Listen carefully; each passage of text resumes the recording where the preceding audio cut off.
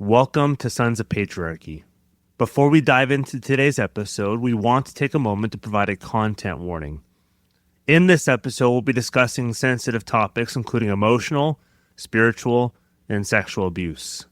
We understand that these subjects can be triggering for many listeners. If you find yourself feeling uncomfortable or need to take a break, please feel free to pause or skip to a later segment. Your well-being is our top priority. We encourage you to reach out for support if you need it. There are resources available to help you through difficult times, and these can be found in our show notes and intake forums of private support communities, which are screened. Thank you for being here with us today. In today's episode, we'd like to extend a special shout out to Presbyterian Advocacy Coalition, which is dedicated to providing women in the OPC the help they need to navigate the complexities of the church court system while being their guide and help along the way. A link to their group is in our show notes. Welcome to Millstones, Abuse in OPC, Part 7. In this episode, you will meet Caroline Garcia Osborne and an anonymous woman, both former members of Covenant OPC in Grange, Georgia.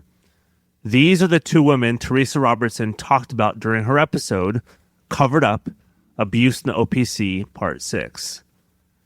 This episode, along with Theresa's, should never have happened.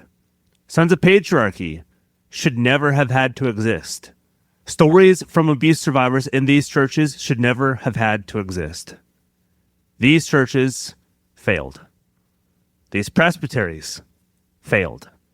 The denominations these churches are in failed.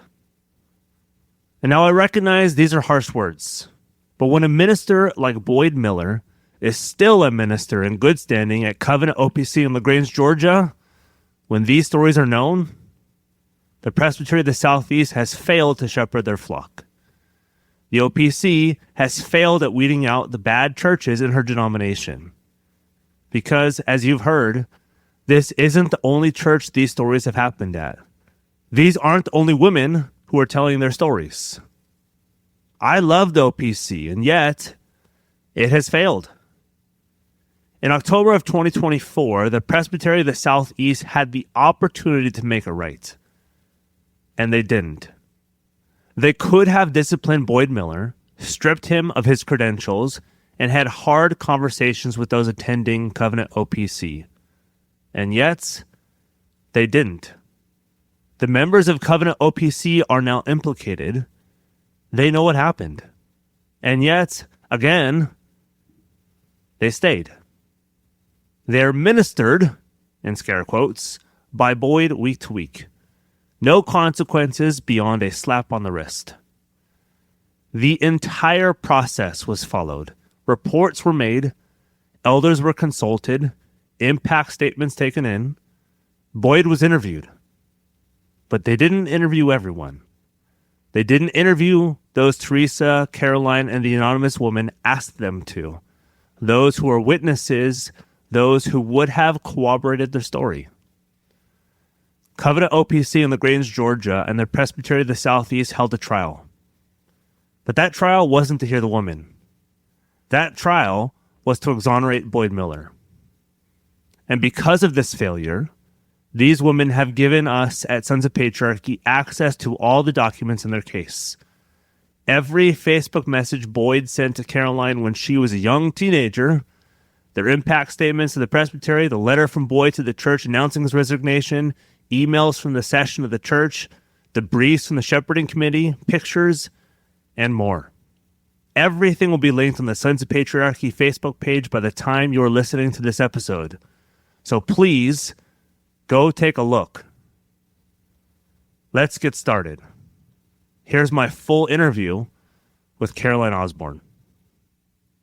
Yeah, my name is Caroline Garcia Osborne, and my sister shared a lot about our initial intro to Covenant in Grange. We came at the invitation of a friend of my parents, who was also a homeschooling family in the community, and they lived about an hour south of Grange as well. So they were also making the drive, which I think is what made the invitation more reasonable to my parents, because if they were doing it, it must be worth it.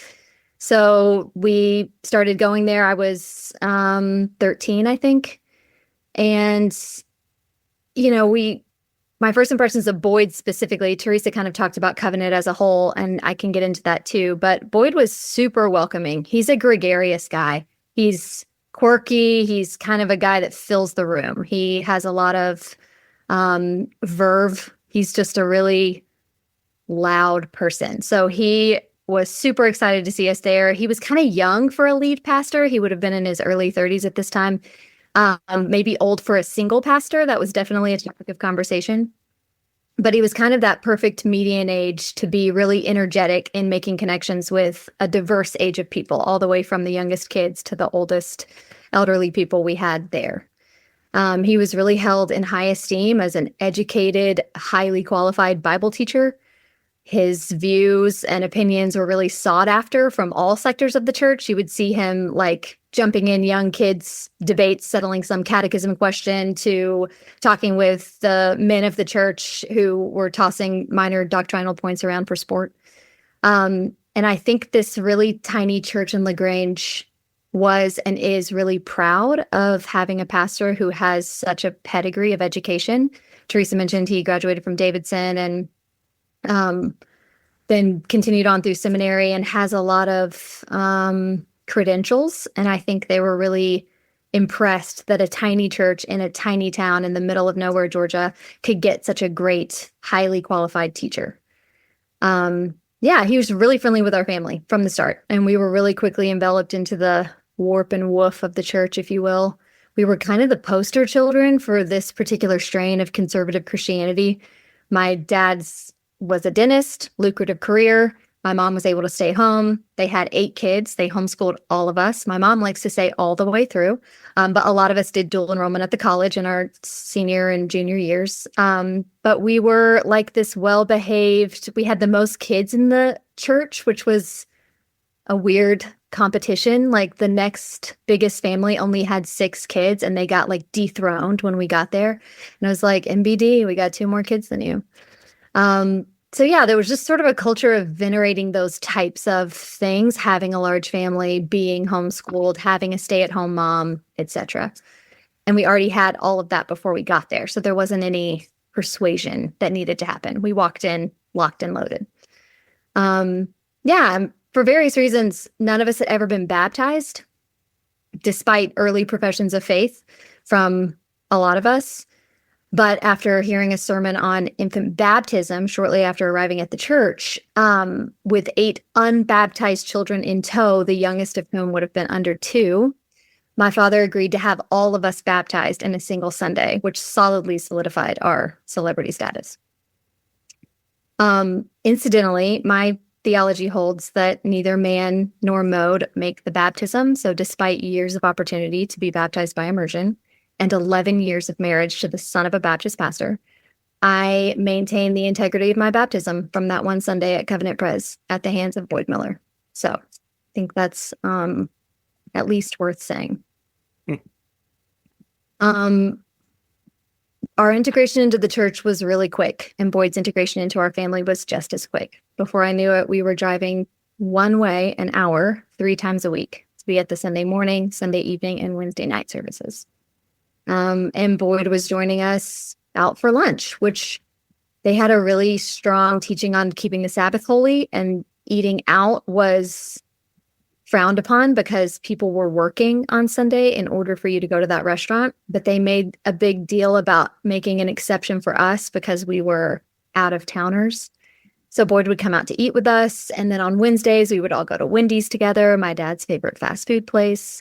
And he always joined. And then eventually, not that we didn't get invited by other people at church for lunch after the service, but we eventually started being invited to lunch at Boyd's every Sunday to stay through the afternoon to then go to the evening service without having to drive back.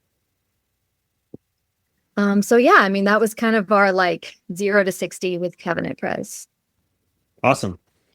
So that was an introduction. Being there at the church, and for those who want to listen to even more, they can hear Theresa's interview at this point, which was 2 weeks ago. So what was the culture like at the church, especially for you? and how were men and women viewed at the church as well? Yeah. In a lot of ways, Covenant was just like any other small Southern church of its time. Men were standing around talking shop, theology, etc. Women were taking care of kids and prepping like the fellowship meal or chatting about their weeks, homeschooling, swapping advice, whatever. And kids were everywhere. I mean, they were playing pickup soccer games in the parking lot. They were running around. They were playing tag, doing all the things. Like it was, for a small church, a very vibrant, lively community. And I know Theresa has her own perspective on that. And she was also slightly older and a little more mature for her age than I was. There was nothing glaringly, wow, something's off here. It didn't strike me as something that was particularly oppressive or heavy. It struck me as very rigid and structured. And for a kid who was kind of lost in the mix in such a big family, I had a much more receding personality than front facing. And so I was really excited to find some type of linear metric for success in this church. You would memorize the shorter catechism. You would graduate into the adult Sunday school class. You would get to the point where you could ask questions in the Sunday school class. You could become a communicant member. There were all of these sort of stages that I could mark that I had checked this box and gotten to this next place. And that sort of appealed to me. And so I found my place really quickly as a straight A student at a church. I mean, it was manufactured, but this idea that I was sort of intellectually apt, that I really wanted to learn these big multisyllabic words for theology. I wanted to sharpen my debate skills so I could tell those Arminians what was what. And that whole dynamic was really appealing to me. So the fact that it sort of played neutral, I think plays into the harm of churches like that, because we didn't have people warning us that something might be off with the pastor. We didn't have any sense when we walked in that people were not happy about being there, being dragged, that, I mean, from my perspective, it was a fairly vibrant place. And I found a place in that really quickly, specifically in the realm of sort of the Sunday school answer, knowing what the right thing was, sword drill, finding the reference in the Bible first, et cetera, et cetera. So that was, that's my perspective. Awesome. So you're not on Sons of Patriarchy because everything went fine and dandy, and this is a great church, and you found your spot there. In case people were wondering, I was like, wow, she's speaking really well about Boyd and about the church and about her growth as a Christian. So when did you start questioning? And this is not just the church, but more particularly about Boyd. When you came from, hey, I'm growing as a Christian, I'm arguing, I'm learning, and this is matching kind of my intellectual proclivities. And then you started thinking, what's going on? Yeah. I wish there was a glaring moment, but this was just such a long, drawn-out experience. And I think this is just a good place to tell my story. So a lot of it started with how much Boyd and I interacted in person at the church. At this point, we were going 3 times a week. We were seeing him regularly. It's not a big church. There's not a ton of people other than you to talk to. So it's not like it seemed weird that he was always talking to me. It was just, he was always talking to everybody, and we were all there all together all the time. Yeah. When the contact started happening outside of church, he, as early as 14, so a year into being there, I was kind of an avid note taker at church, and we were given these notebooks from a OPC conference that had like speaker, title, text, date, and then you would take sermon notes. And so I was frequently doing that really as a brown noser move, if I'm honest with myself. But I got praised for it. Wow, you're so young and you're just really paying attention. I was like, I know, it's just important to be into the word. And so he would call our house, and my parents would answer, and there would be some chit chat. And then he would have a reason to talk to me. And the most common one was that I was such a good note taker that if he missed something during Sunday school when so-and-so was teaching, he could get the notes from me, because Caroline definitely wrote down that missing reference. The idea that he could have called the Sunday school teacher, which would have been an elder or another man in the church, to get that from them was never flagged, never questioned. Just, oh, yeah, Caroline will have the notes. Here you go. And those calls got more and more frequent. And we went from talking 10 to 15 minutes to talking an hour, to talking a couple of hours, to talking multiple times a week. It had got to the point where the phone would ring and his number would come up on the caller ID, and whoever saw it would just hand it to me. Our conversations were innocuous in some ways, of course. They were just about my day. It would start with something like, well, how's your Bible reading going? We were really into Bible reading plans. Like I read the Bible through in a year, like 6 years in a row, because that was the thing you needed to do. And so he would ask me how I'm doing on that, or how's my prayer life, or whatever pastoral things that he needed to ask me. But there was an increasing sense of familiarity and flattery and specialness in these conversations, not the least of which was demonstrated by the fact that I had 7 other siblings, but they were not the recipient of these phone calls. Mm-hmm. And this really naturally transitioned to preferential treatment at church. I was allowed to join the adult Sunday school class before my peers. I was invited to sit with the adults at meals at Boyd's house instead of being relegated to the kids' table. And there was usually an obvious effort to sit next to me or near me at our potlucks we would have in the second floor of the old church. And I was flattered by that. I was a kid who was not a squeaky wheel in our family, so I wasn't the most likely to get a ton of adult interaction and attention, and he was really feeding that for me. So I enjoyed it. I think back to that, and I also think about the fact that at these tables where I would be invited to sit with adults, I frequently remember getting up and standing behind him and massaging his shoulders, and there would have been my parents, other people at the table watching this, and no one ever said anything. I was never pulled aside and was like, hey, it's nice that you want to massage the pastor's shoulders, but maybe, nothing. It was always just, that's just Boyd. And that is indicative of a lot of very innocuous physical contact. He would often offer me his arm. And when I would take his arm, he would like flex his bicep and make a lot of comments about how strong he was and how big his muscles were. He would talk about his rock hard abs and invite us to like punch them or touch them or feel them. And I will say, this was not just for me. This was for all the kids. Yeah. And he was very playful like that. He was very involved with the kids in the church, very quick to join a soccer game, to join the game of tag, to whatever.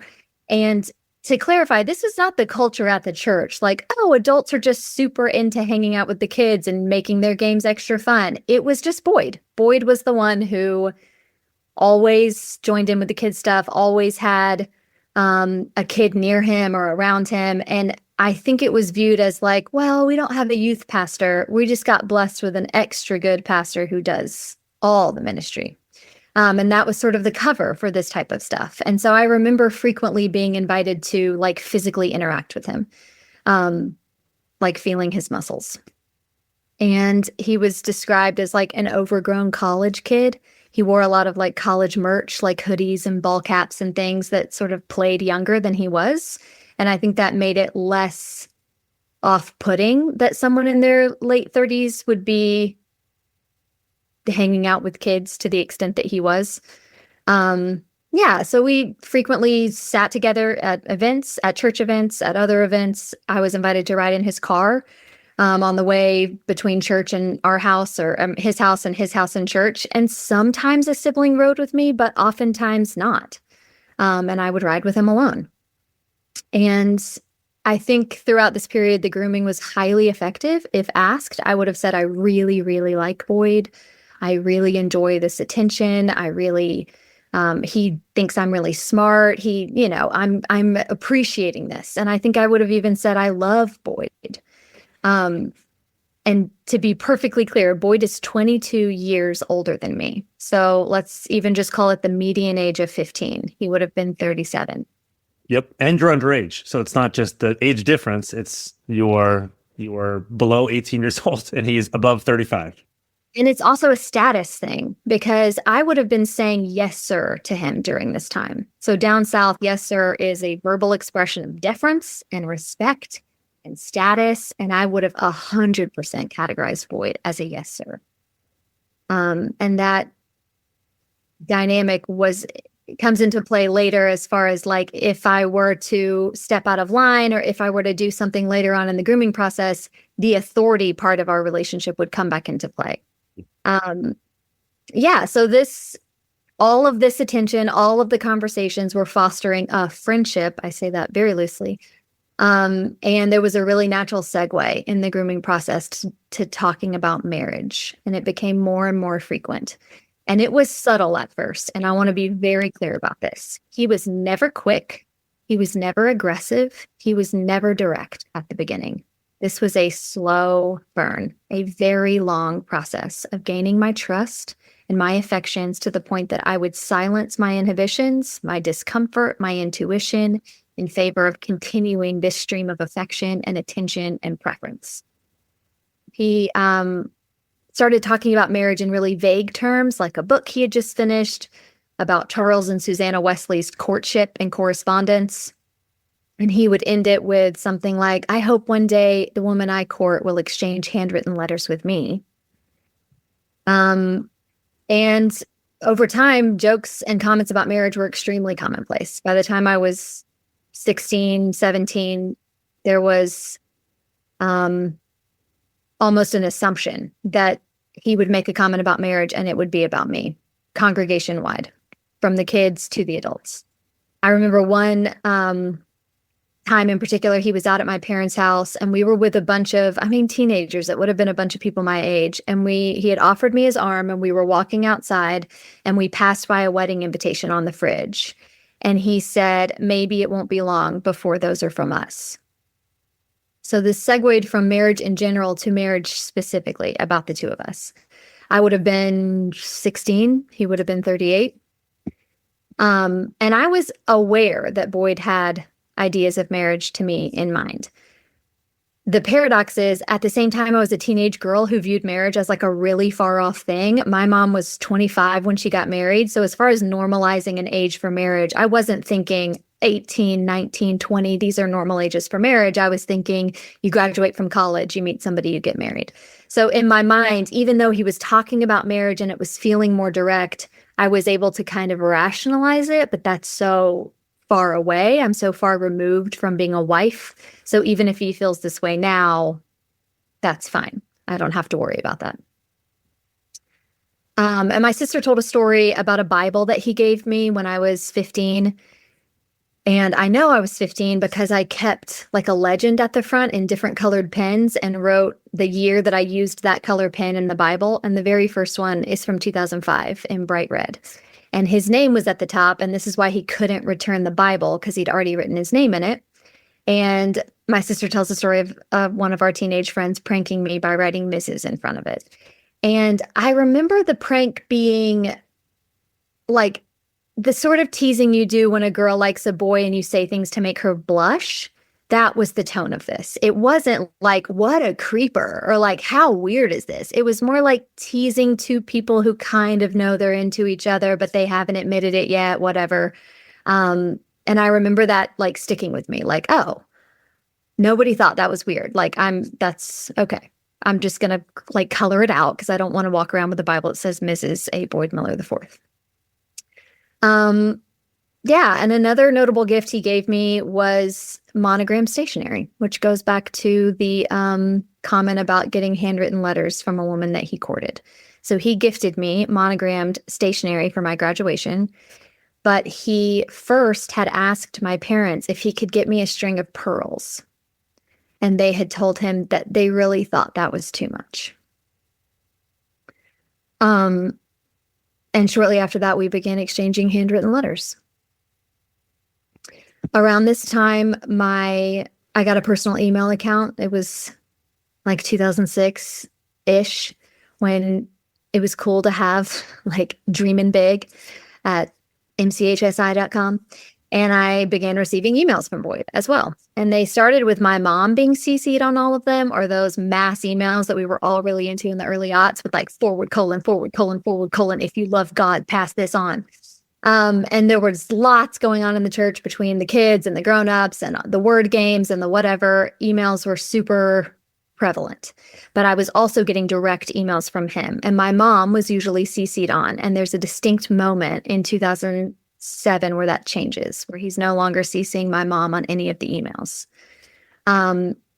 So this is just building like points of contact that we were having over time, from in person to on the phone to emails to Facebook messages in 2007. But there was also in-person contact that was increasing over time. So in late 2006, my dad started taking us to ballroom dancing lessons. There were free ballroom dancing lessons downtown.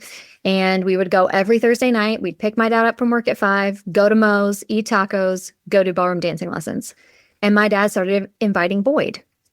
And I think that in general has been a tone of his defense in all of this, is that my dad was so invitational to him.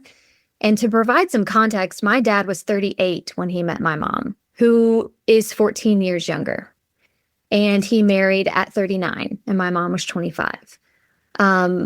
He felt a lot of empathy for someone who was experiencing prolonged singleness. He saw a lot of himself in Boyd, and he really wanted to show up for him in a unique way because he got it in a unique way. And so he did invite Boyd to a lot of things. We went to baseball games in Atlanta. He came to ballroom dancing lessons. He came to all of our, like, what would have felt like family functions, birthday parties, things like that. Boyd was given kind of a de facto invitation to. So he's not wrong in perceiving that he was invited. I think the end goal of that invitation is what is really misconstrued in his mind. So he started coming to ballroom dancing lessons. He came every week, barring events that had been planned beforehand. And I never doubted in all of this that he was coming for me. By this time, he had been regularly seeking me out for friendship and intimacy and relationship for 2 years. I would have been 16 or 17. He was 38, 39, and he would drive to eat with us and go to the dancing lessons and then drive back to Grange. And I have an email from 2007 that kind of demonstrates this. He says, "C, thanks for coming over yesterday. I'm going to try and have sermons done earlier in the week so I don't hibernate on Sunday afternoons. I mentioned to your dad that y'all can have a standing Sunday invitation at my house if you'd like to stay in Grange. You can utilize it or not any week you want. Are Thursday nights now occupied with rehearsals for the next few weeks instead of ballroom dancing? Let me know. I'd like to schedule visitations those evenings if you're going to be busy those nights. Boyd." I had 4 other sisters, and there were plenty of other women at these ballroom dancing lessons who would switch out partners, but he was only coming if I was going to be there and available to dance. And this is also the point where my mom quit being CC'd on any emails moving forward. This is another email that demonstrates a spiritual element of this conversation. He would frequently ask me about my spiritual life, and he sent this email in February of 2007. "Dear Caroline, hope you are well. I have been laboring in prayer for you this morning, along with many other petitions. Talk to you later, Boyd." A 17-year-old receives a personal email from her 39-year-old pastor telling her that he's laboring in prayer for her. The amount of times in the Facebook messages that he tells me that he's been praying for me, or he will be praying for me, or he's going to get off the Facebook chat right now to go pray for me, are numerous. There was a large sense of intimacy built in the fact that when he wasn't with me, he was thinking about me, talking to God about me. So there's a few other direct emails in the month of February, but the culminating event happens at the end of this month. So my birthday's in December. So I had just turned 17, and a friend of our family and boy that I was interested in came to church with us one Sunday. It was a Sunday where we were planning to go to Boyd's house for lunch and stay through to the Sunday service. And this boy joined us de facto because he had come with our family to church, but he left shortly after lunch. So while he was there, Boyd's mood and behavior were obviously affected. He was short in tone and words with many of us children. He opened and shut the drawers and cabinets like really loudly and forcefully. and he was generally unpleasant the entire time. So after the boy had left, our family settled into a typical Sunday afternoon. My parents were napping, kids were playing quietly, and Boyd asked to see me upstairs. Theresa heard that he wanted to see me, and she asked me not to go. But he was waiting for me, and I went. When I stepped into his office, he had me sit down on his couch, and he closed the door. I had been in the study before, but he had never closed the door. And I have to concede that the particulars of this I don't necessarily remember. There are a few quotes that stand out, so I will concede that I am paraphrasing some of these memories. But he sits behind his desk and he says, "Do you have feelings for him?" And I knew that he meant the boy who had come with us.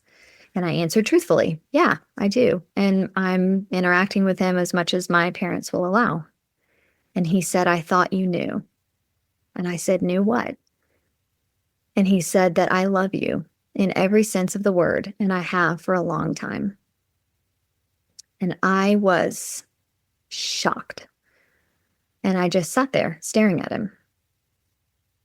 And Boyd said something along the lines of it being a woman's prerogative to be silent in these situations. So it was okay if I didn't have a response yet. And he went on to talk about hopes for a future, if I was still single somewhere down the road. He didn't think he had any hope of that, but maybe, perhaps, we could end up together after all. And he was crying during parts of this conversation. He told me that he hoped he would never have to perform my wedding and that it would kill me to see you walk down the aisle to someone else.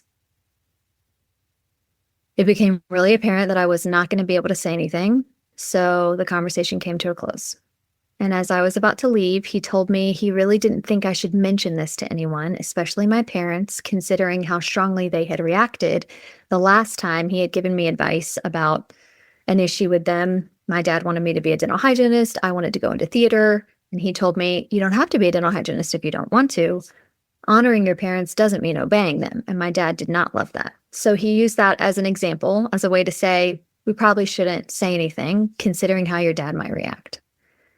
I don't know if he specifically told me not to tell anybody, but I certainly internalized that this was not something I was supposed to share with people. And that's where the authority part comes back in. So we're peers. I could marry you. You could say yes to marrying me. Now I'm in charge of you, and I'm telling you how you should treat this situation.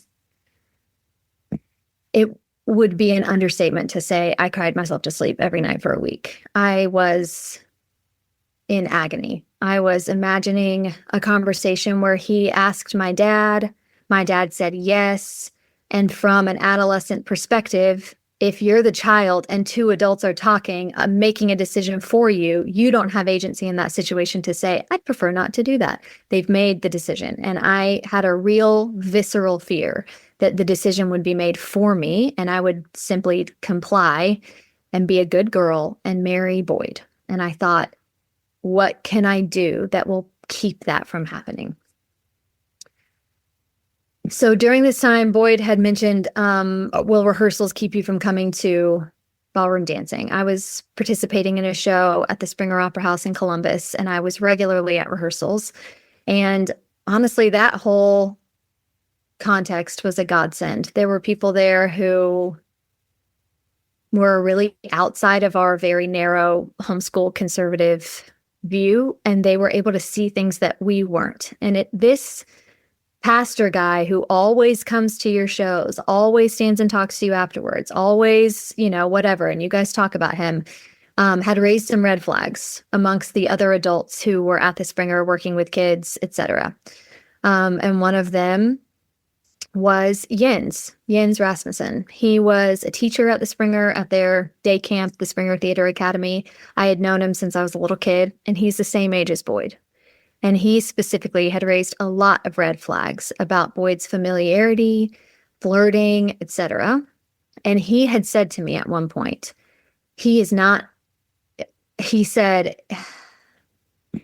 "You need to be careful because once you're 18, there won't be anything stopping him from marrying you." I thought he seemed crazy. I thought that was an alarmist view of what was happening with Boyd. But after a week of distress following Boyd's advances, I knew who to talk to. And so I went to rehearsal the following week, and Boyd was there. Not to rehearsal, to a show. And Boyd was there. He had bought tickets. He was at that opening night.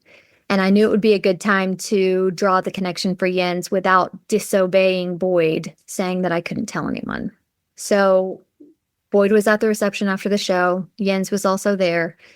And I went up to Jens and I said, he didn't wait until I was 18. And I knew that he would know who I was talking about and that he would know what I meant.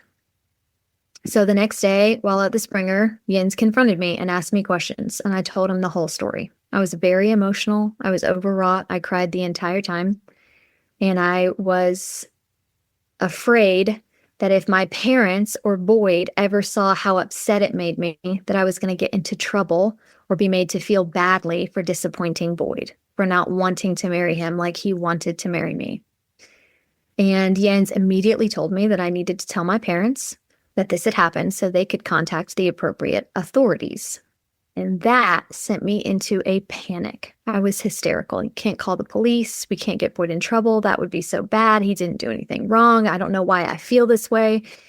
And Jens was very frank with me. He said, your reaction is scaring me. You sound like a rape victim. And I need you to confirm for me that he has not touched you physically, which I did. His reaction was so wildly out of the norm for me in this whole experience, where most of these overly familiar encounters were dismissed with an attitude of, that's just Boyd.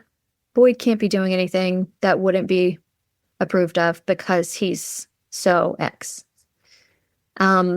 This is an email that I wrote Jens shortly after our talk about me needing to tell my parents.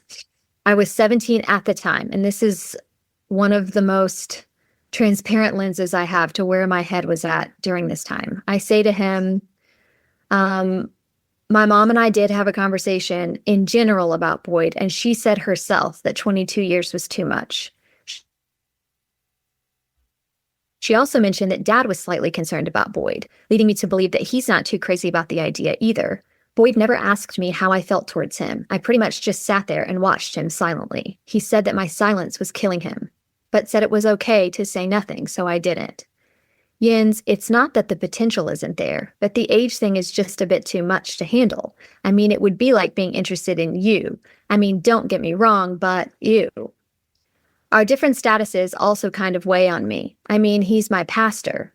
I've also told him that marriages where an age difference that big was acceptable happened a long time ago, and that age is gone now. And he said that he'd thought about it, but he read an article in a magazine somewhere about a basketball coach who married 22 years younger. He used this as an example, saying that age may not be gone.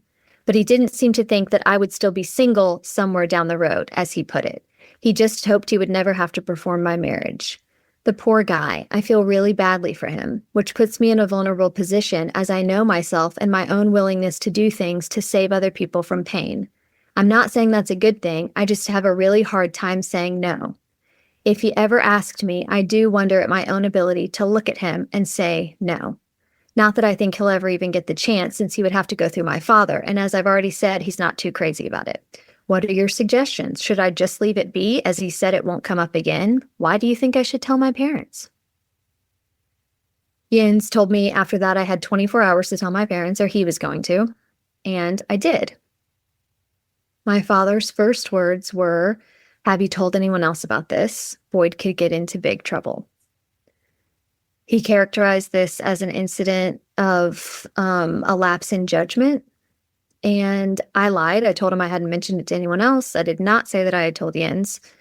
And I felt instinctively that every thought I had had silencing my own discomfort was confirmed in that moment. I'm the problem. I'm the one who's making too big a deal about this. I'm the one who is overreacting. And I also realized if I were to be honest about how I feel, Boyd could suffer consequences, and I really didn't want that to happen. I had a strong impulse to protect him. It struck me, though, that a mentor outside the church thought that Boyd should suffer swift consequences, but it seemed like nobody inside the church wanted Boyd to get into trouble. My sister Theresa told in her story about how after this happened, she printed off that email that I had written to Jens and took it to Jim Channel, a current session member at Covenant and a session member then at the time, and made him read it and said, "This is happening. This is how my little sister feels about it. She's underage. He's too old to be doing this. Who is holding him accountable, et cetera, et cetera." Was dismissed. I was characterized as an attention seeker, as someone who might exaggerate something in order to get Boyd into trouble. He said, I mean, this is hearsay, so forgive me, but he communicated that he'd known Boyd for a long time and he knew Boyd wouldn't do something like this. And it was written off. In the end, it was dealt with privately between my father and Boyd. I think my dad told Boyd to back off, and presumably Jim Channel and Boyd had a conversation, but we have confirmation now that this was never brought to the larger session, the rest of the elders. And there was no talk of filing a complaint or having any type of formal action taken. After this period of time, he was still consistently interacting with me. In fact, the Facebook messages start in the summer of 2007. Our encounter in the office happened in February. So it's actually after this point that he starts engaging me on Facebook a lot. There's over 60 pages of Facebook messages between the two of us that will be available when the relevant documents are posted. But it's after this point when he realizes that he's not going to get anywhere with me. I started actually dating someone my senior year, high school sweetheart. His affectionate attention changed into controlling attention. One of the most notable stories about that was in 2007, that summer. I took a beach trip with my sister Theresa and a friend. In our family, bikinis are not acceptable swimwear, but Theresa was over 18 and not living at home, so she wore bikinis in several pictures that were posted to Facebook. And when we got home, my mother informed me that she knew I'd been wearing a bikini at the beach because Boyd saw the photos on Facebook and called to inform them that I wasn't abiding by the standard he knew they held in their home. Once we got the facts straight, that it had in fact been Theresa wearing the bikini, not me, the fact that their 39-year-old pastor had been scrolling bikini photos on Facebook and felt the need to reach out and talk to my parents about it was never addressed. To highlight some of the messages from Facebook, there's just a couple of patterns, and people can go read these for themselves. One is the amount of times he initiates these messages and not me. And the times where I do initiate the messages, I'm largely coming to him looking for spiritual advice or some type of counsel, asking him to pray for me, telling him about a big test I have coming up. It's pretty clear throughout the messages where I have placed Boyd in a category of spiritual mentor or pastor, but his communication with me does not have that tone all the time. Certainly some of them do, but that's one thing. The second thing is, as these messages progress, the timestamps are really significant. He's messaging me at 9 p.m., 10 p.m., 11 p.m., sometimes later. A single man in his home at 11 p.m. at night messaging a teenage girl on Facebook.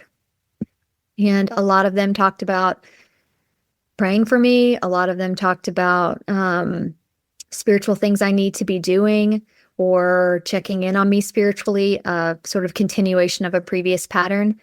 But they also were really familiar. We started using nicknames. He started sending lots of smiley faces and silly things. And he would pretty consistently question my very typical early aughts Facebook statuses, which were vague and cryptic and usually like lyrics from Jack Johnson. And he would ask me about them to clarify them. And am I happy? Is something wrong? Tell me what's going on. One of them he says, Caroline, he says, sorry you're down after your trip. I almost asked you before you parted. Caroline, are you happy? Truly, my pastor sensors smelled it a mile away. Smiley face, smiley face. I'll pray for you tonight and tomorrow and the next day and the next, etc.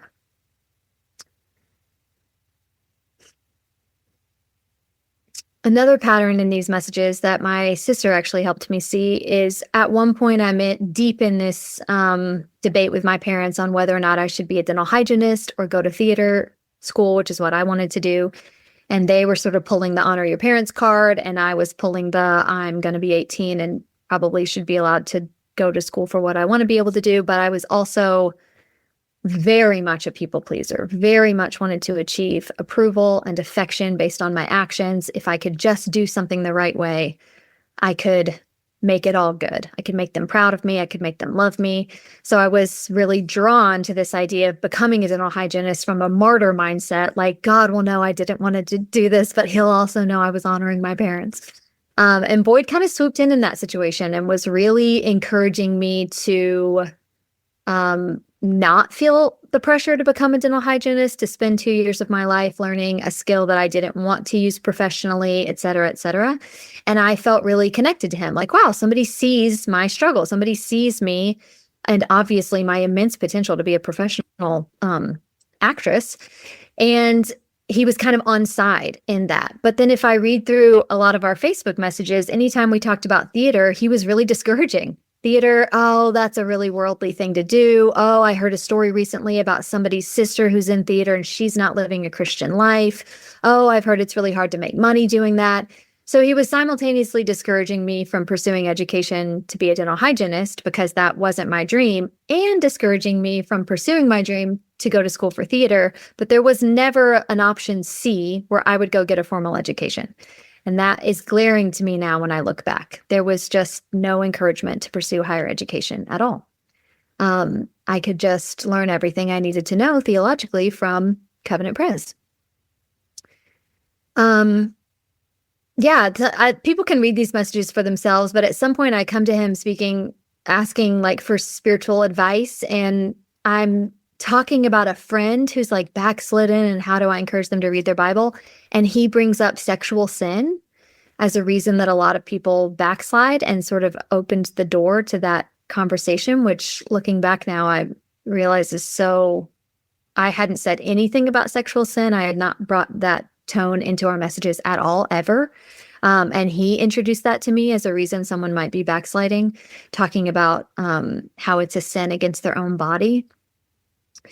And that tone of him introducing that continues in this controlling energy as he starts to police my profile pictures. He sends me this message: your photo. I was hoping you and your conscience might have suspected my veiled meaning.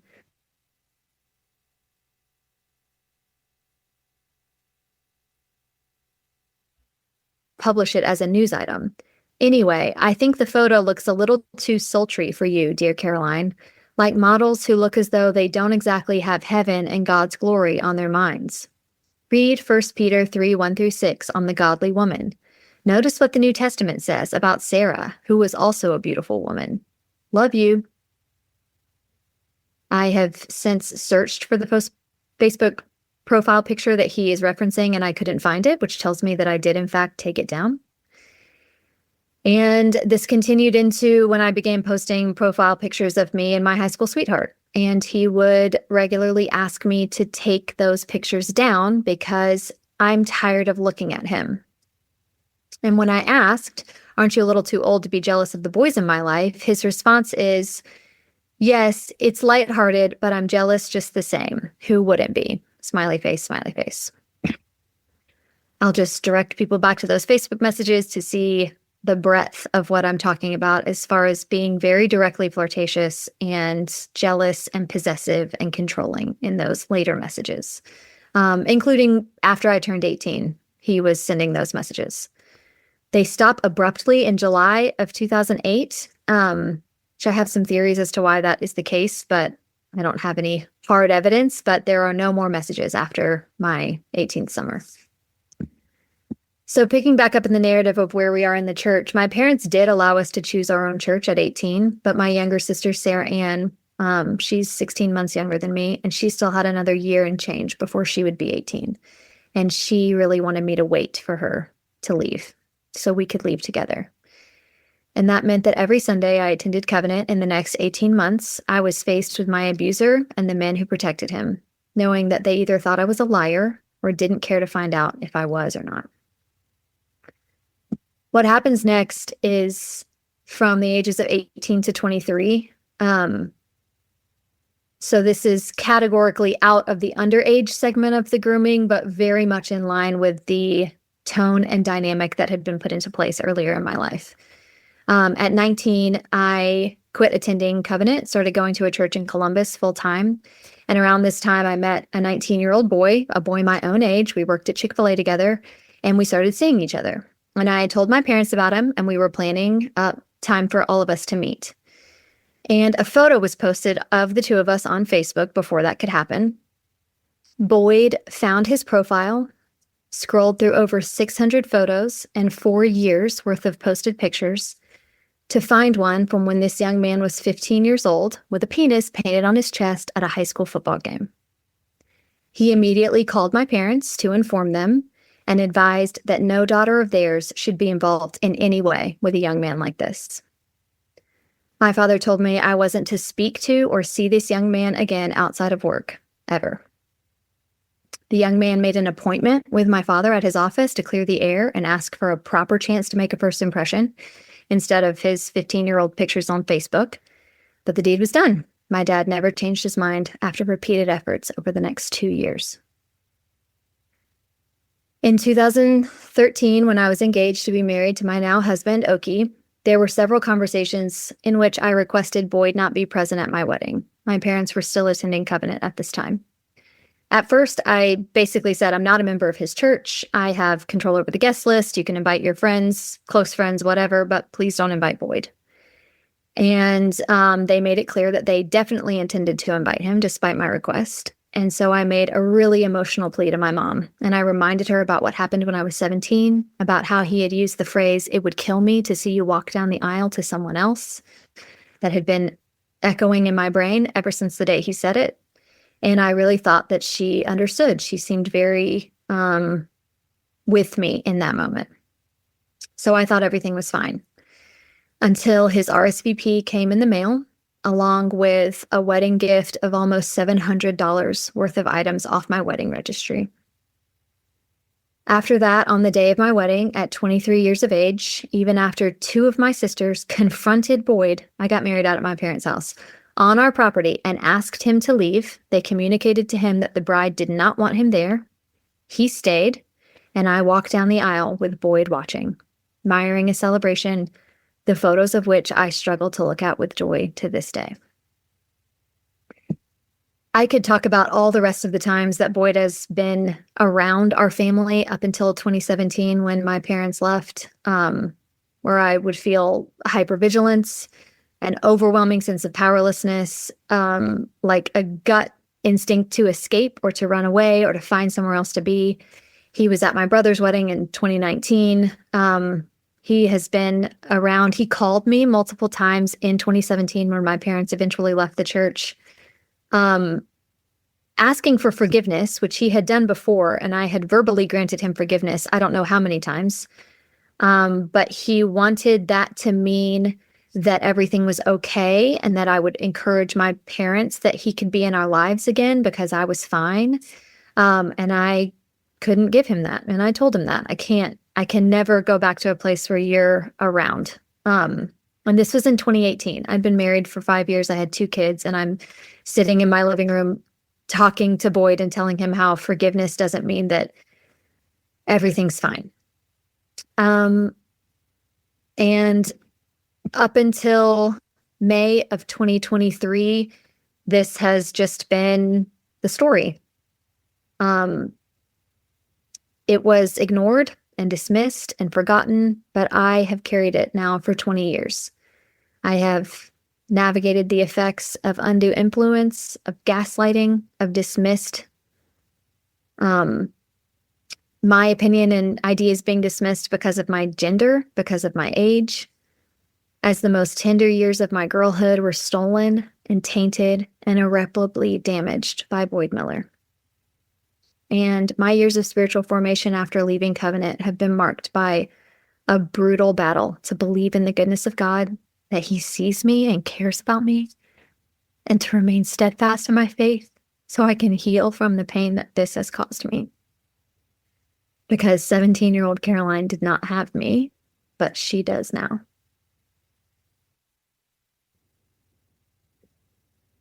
Yeah. Well, thank you for sharing your story. And I'm curious, you've answered a lot of these questions, and I'll ask them slightly different ways. Um, when all this attention was happening, and you noted that there were jokes around you and Boyd, amongst the teenagers and kids. I'm curious, did outside of your father or elders, did anybody else in the congregation notice the attention you were receiving and attach that? How did they explain it?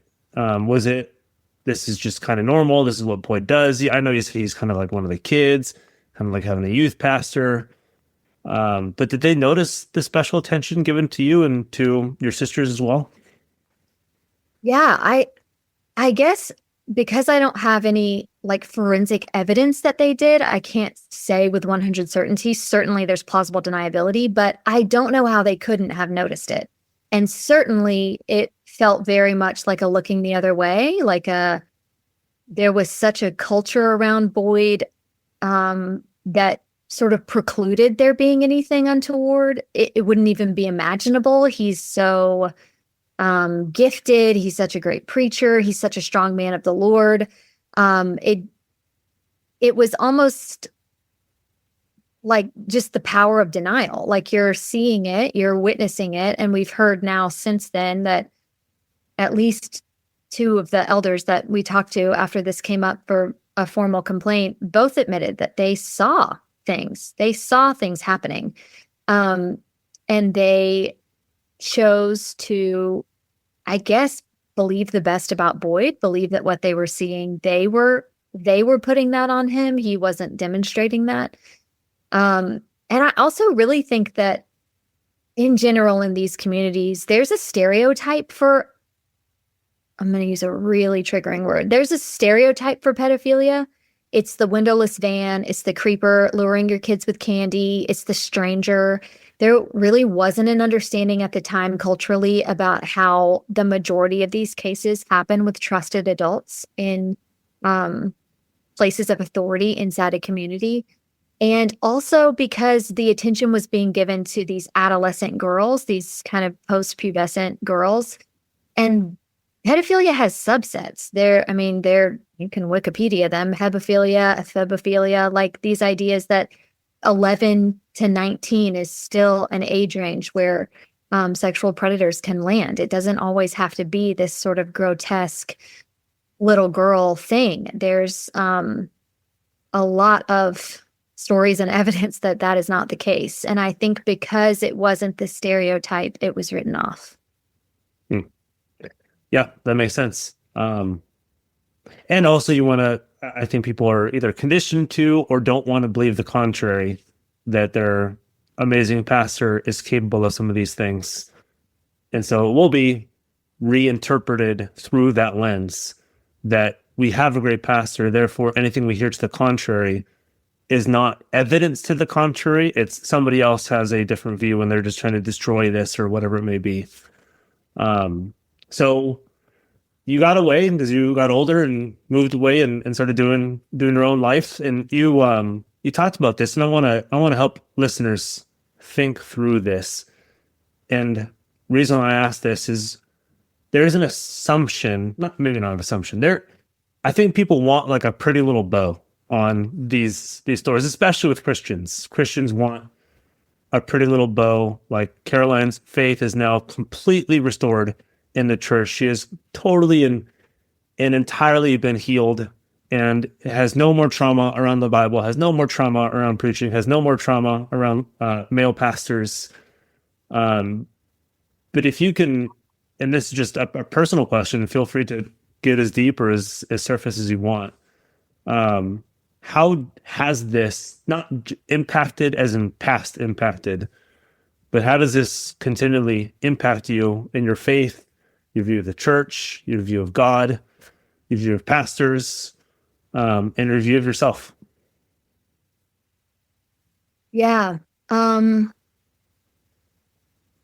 When I first got away from covenant and entered another church context, it was really different. There was a lot of contrast. It was, they had drums, they had instruments other than a piano. The preaching was energetic in a different way. There was a lot of appealing, like, oh, I feel like I'm discovering church as an adult. And I got really involved, went really deep, really fast, and formed a lot of strong relationships with the pastors at that church. I was on the youth leader team. I did that for years. I left, 19 to 22, so 3 years. And I had a really strong relationship with this youth pastor at this church. And I was dating guys at this point, like a normal person. And some of them would meet my parents, some of them wouldn't. But I was introduced to a guy at this church who was a really new believer and was really excited about sharing his testimony. So he volunteered frequently to share his testimony at youth group, at the church at large, at meetings, etc. And he kind of gained this reputation. He was really charismatic, very likable. He was quite a few years older than me. And he kind of gained this reputation as being a really eligible bachelor. And this youth minister kind of encouraged me to not pursue him, but to be open to the idea of him pursuing me if we were to get set up, et cetera, et cetera. And that really quickly progressed into a dating relationship with this man. And it didn't take long for me to realize under the surface, he was incredibly abusive. He was mean. He was mentally and emotionally abusive to me. He made comments frequently about how I was slutty because I would sit crisscross applesauce at youth and that the youth boys could see my crotch. And didn't I know that that was making them stumble and I was being a stumbling block. And obviously I was being a stumbling block to him and I was causing him to lust. And it's my fault that he's having all of these sexual urges. And he always made it so that I had to say, no, we're stopping here. These are my boundaries, whatever. And then he would always push past those and then blame me for that. And I know for a fact that this previous experience with Boyd conditioned in me this innate silencing of my discomfort, of my intuition, of my gut, if it was in a church context. In other dating contexts, if I got a sense that a guy disrespected me, that he wasn't a follower of the Lord, that he wasn't whatever, it took me 2.5 minutes to say, that's it, thanks so much, next. But this guy was revered by church leadership. And I don't think that this is true, but I internalized that if I were to say to somebody, behind closed doors, he's very sexually aggressive, and then he blames me for it. Behind closed doors, he's very mean with his words and makes me feel really uncomfortable. I thought they won't believe me. They'll think, no, he's up in front of the church all the time sharing his testimony about how God's changed his life. Maybe you are just exaggerating. Maybe you're reading too much into it. Maybe you're too sensitive. And we didn't even date for that long, maybe 6 to 9 months, but it was so aggressive and so pervasive in our relationship that relationship ended in date rape. And I came to this trusted youth pastor and shared this story with him. And God bless him, I really think he was doing his best. But the words he said to me were, I'm so sorry that's how you lost your virginity. And I internalized that. Really, I had been such a goody two-shoes up to this point and was in a completely different church context, had a complete and total, this can't be anything like covenant because it's so different externally, only to be met with my very own same instinctual fears that no one will believe me if I tell them that this man of God is not acting like a man of God. And then to have that kind of confirmed. It wasn't that he wasn't compassionate. It wasn't that he wasn't willing to help me. He did eventually get out of me that I perceived this as rape, or at the very least of being taken advantage of, because it was not what I wanted, and I communicated that. But at the same time, there was sort of this tone of it's so sad when these things happen. We'll talk to him too. Obviously, we think both of you should take a break from youth leadership. And we were both given similar, I don't want to say consequences, but in effect, the natural consequences. And mine was couched in healing, and his was couched in we're going to check with him for fruits of repentance. But we both experienced the same distancing from the church after this happened. And it wasn't but a couple months later that he had shown fruits of repentance and was wearing a church polo collecting offering on a Sunday morning. I still find myself to be naively trusting of people in religious context. I fight the urge to fall back into that, like, if I can just do this right this time, it won't blow up. If I can just know the right answers, if I can be godly enough, if I can read my Bible enough and have enough biblical literacy. I mean, the full transparency is, in having even just listened to some of this content that's come from Covenant since my sister's episode dropped, I have wrestled with if they just knew that I was a good Christian, if they just trusted that I was a Christian, they would listen to me. They would believe me. They would hear this the way I'm saying it. They would know that this is true. They would, whatever it is. And I can truly say the only savior in this situation is Jesus. My faith has not been without its deserts, without its deep depressions, where I have questioned the goodness of God. I have questioned his sovereignty. If he's good, maybe he just couldn't keep this from happening. If he's sovereign, maybe he just wasn't good enough to stop it. And to find my way through that, to see the suffering servant, to see Jesus weeping with me and for me, and also promising me redemption and restoration for me and all of creation at the end of time. And that this isn't forgotten. This is not lost. That when it's held in his hands, nothing is ever truly lost. And I can honestly say I have a stronger faith now than I did when all of this was happening, when I was like a little devout 14-year-old slaying people with my Bible knowledge. I mean, it has truly been a journey of walking with the Lord through this as I come to grips with it, and through the counsel of my husband and a beautiful marriage and months of therapy, bringing me to these realizations, to even be able to see connections between a sexual assault in college and the patterns of spiritual abuse that I had been conditioned with at a younger age that led me right back into that same pattern as a 22-year-old. Yeah, I think I've answered your question. No, that's really helpful. It just provides some context for those listening, and then also other women who are listening and realizing that this may be their story too. So same as Theresa, your story and your testimony was part of a trial at the end of 2024. The Presbytery of the Southeast and Covenant OPC and Boyd and everybody else is part of this. How did that go? Because I know they asked you for your testimony. They asked another person for their testimony, which we'll have her on soon. I won't name her. And then Theresa, your sister. So all this stuff, as far as I know, and as far as you know, came out, and yet Boyd is still a pastor. Mm-hmm. And so if you want to talk about either in brief or in full, how did that go? How did the trial go, and how on earth is he still a pastor to this day? Mm-hmm. The short answer to that is the OPC's Book of Church Order. Whenever we asked them a question that sort of pressed into that, very dynamic, sort of trying not to lose the forest for the trees, because there are lots of trees in this story. Mm-hmm. But whenever we would zoom back out and say, okay, but let's maybe set some of those particulars aside, doesn't this warrant some type of reaction, some type of consequence, and the answer was always just right there, somewhere in the Book of Church Order. And they could quote that to us or direct us to the section. But then whenever we would question their responsibility personally, how do you personally justify working with him, knowing that he's a fellow minister of the gospel, et cetera, all of a sudden they just couldn't quite remember what the Book of Church Order might say about their responsibility, or what maybe they were supposed to do, or maybe had authority to do. Who can say? That's hard to know. I don't know about precedent. I don't have an encyclopedic knowledge. There was a lot of that.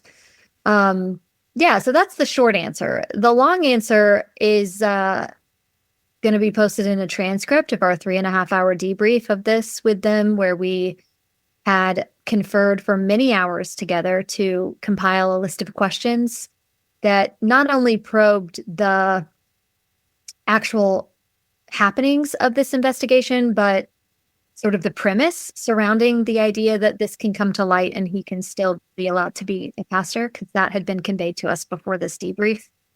And I want to say, it wasn't all negative. There's one thing that I can say that I was actually relieved to find. To their credit, the OPC Presbytery of the Southeast did not once request that in order to properly deal with this, we reference Matthew 18, that we confront Boyd privately and seek reconciliation. Okay. They did not in any way suggest that that would have been more appropriate than what ended up happening. I don't know how trauma-informed they are on the whole, considering how the rest of this went, but they seem to have an understanding that a victim should not have to face their abuser in order to honor Matthew 18's conflict resolution guide. They understood their roles as representatives of the grieved party.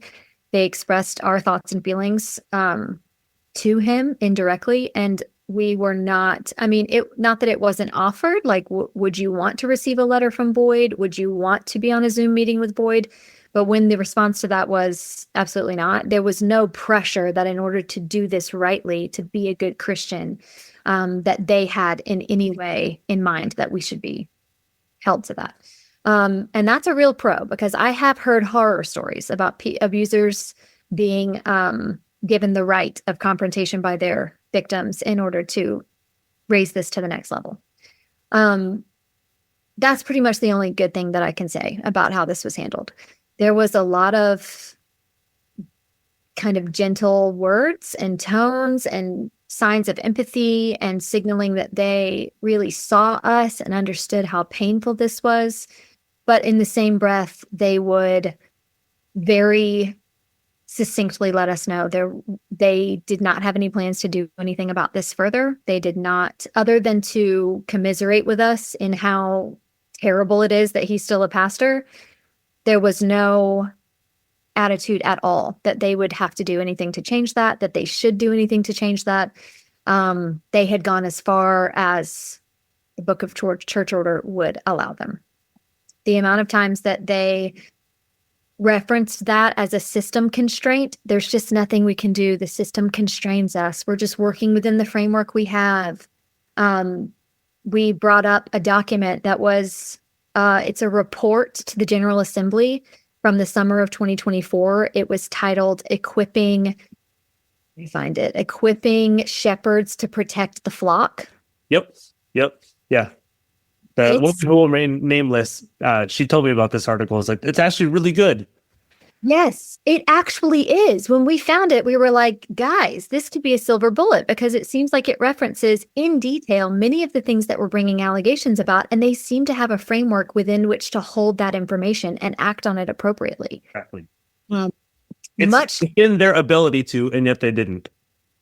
And there was so much rationalization and justification given for why they wouldn't be following that document. I can't tell you how many times we were told, although some real page turner can go through that document and count the amount of times that we were told it's not a binding document. It can be referenced, it can be a guide, but there was no expectation that pastors would be adhering to what the report suggested that they do about these predators. So even though we would go point by point on what a groomer was, and we would reference anecdotes from our allegations that supported that he checked the box on that, we would come to the end of it and they would remind us that this isn't a binding document. But the most egregious of those dismissals of our claims was when we went back and forth with Nathan Trice on the legal ramifications of using the word grooming and sexual battery in the case of the other victim. And we asked them why they didn't use that language, because they confirmed they did not. In communication with the session, in communication with the congregation, they used language of sin, indiscretion, imprudence, lack of wisdom, forgoing completely that those are also disqualifying things for a pastor that should be very alarming. But they did not use legal language, quote unquote. And Hank Belfield gave this explanation. He said, we're a court of the church, so we're dealing with the church. And the church is dealing with the moral category of sins. So we wanted to focus on the idea of sins. Some of those other terms have civil and legal ramifications for them.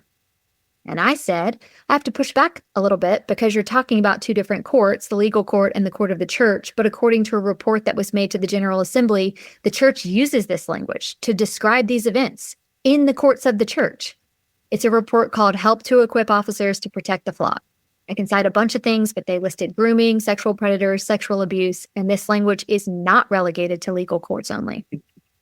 And Hank Belfield responds, to put a finer point on it, I don't have the expertise as a minister to say with absolute certainty on the legal ramifications of these things. So we opted to stick to the categories that we felt were indisputable. And that's the idea of sinning against members of the church. When pressed as to why they wouldn't use the word grooming, Nathan Trice jumps in and says, grooming, according to this same document, has to end in sexual satisfaction. That's the goal of the grooming. And I said, are you saying that marriage is not a sexually satisfying relationship? Mm. And you're essentially saying the definition of grooming only applies if marriage is not the goal of the grooming. Because the other signs, if I'm reading from your document, seems overly interested in a vulnerable individual, frequently initiates and creates opportunities to be alone, becomes fixated on a child, displays favoritism towards one child, finds opportunities to buy a child gifts, caters to the interests of a child, even acts like a child. He checks every one of those. I don't think that's in dispute.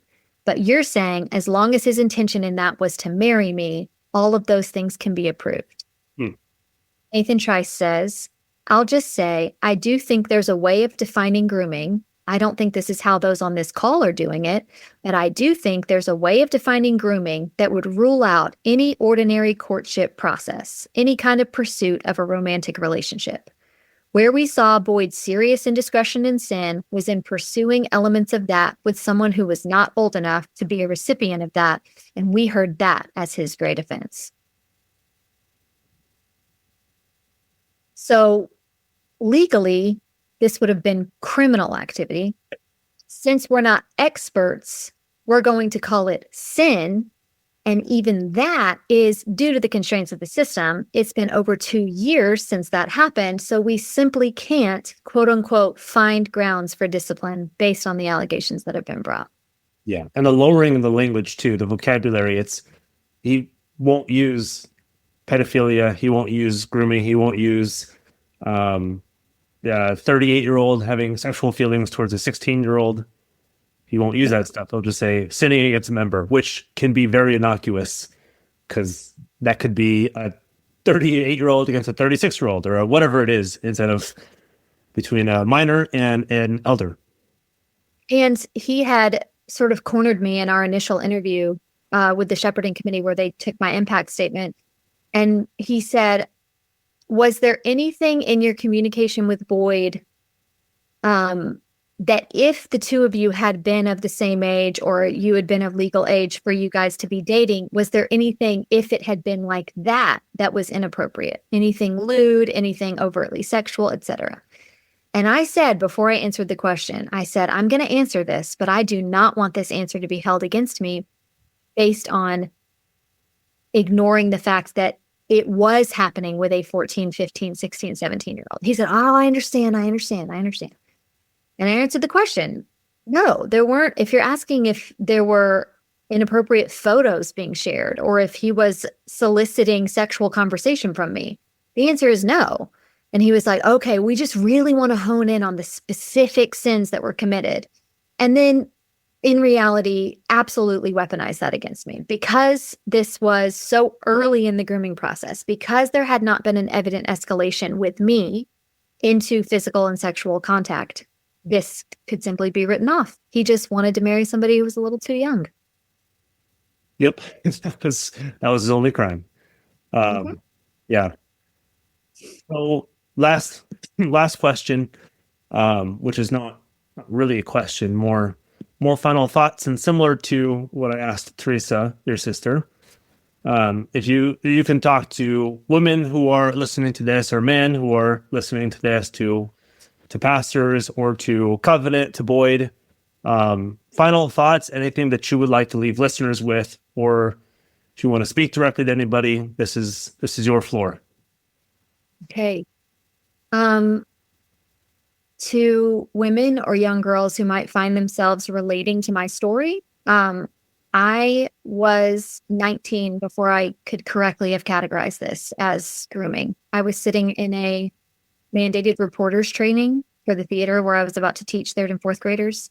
And they were going through things to keep an eye out for. And they talked about the types of people that fall into this category, ourselves included as teachers, but they talked about coaches. They talked about adults who have children that are your, friends' ages, etc. And they mentioned clergy. And they talked about these building a close relationship, creating familiarity, breaking boundaries, all those types of things. And at 19, I was sitting in that training and I had a panic attack because I realized for the first time that is what I had experienced. And I would not have been able to see that before. So if you're listening to this and recognizing something about your experience, there is a spectrum. And one of the reasons I want to share mine is because specifically in mine and Theresa's and the third woman who's going to come forward, there's a clear progression, but it's across different people. It does not negate the escalation of this offense, but my story is in the middle ground. It's not on this like high end of severity as far as physical contact, but you shouldn't be penalized for speaking up before the abuse becomes severe. There are people who will listen to you and will believe you. And I know the agony of being disbelieved, but I would plead with you, if the first person doesn't believe you, and do something, keep telling people. I also want to shatter the illusion that I am sitting here as a fearless, brazen truth teller who's just out there trumpeting this story so that other people can know. I am scared to death sharing this story right now. My heart is beating so fast. I am not in any way some lion who is out here roaring and feeling no fear. So if you're thinking, I can't do what she's doing because I'm way too afraid, just know I am doing this scared. An Ellie Holcomb song that I have really clung to is from her 2017 album, Red Sea Road. It's called Fighting Words. And she talks about how the enemy tells us lies. Who are you to speak the truth? Just look at all your failures and mistakes. And then she says, I will use my fighting words and I will sing the truth into the dark. And that's what I'm doing. I am singing the truth into the dark. And I will refuse to believe the lies that this makes me less of a Christian, that this makes me less godly, that I've somehow been out of order in the way that I've addressed this, when I went to the people who could have helped when I was young, and they failed me. And it has taken 20 years for me to be the adult who can look back and help me. And the last thing that I want to say is to Boyd. I want to say this publicly for anyone to hear, but this is for you specifically.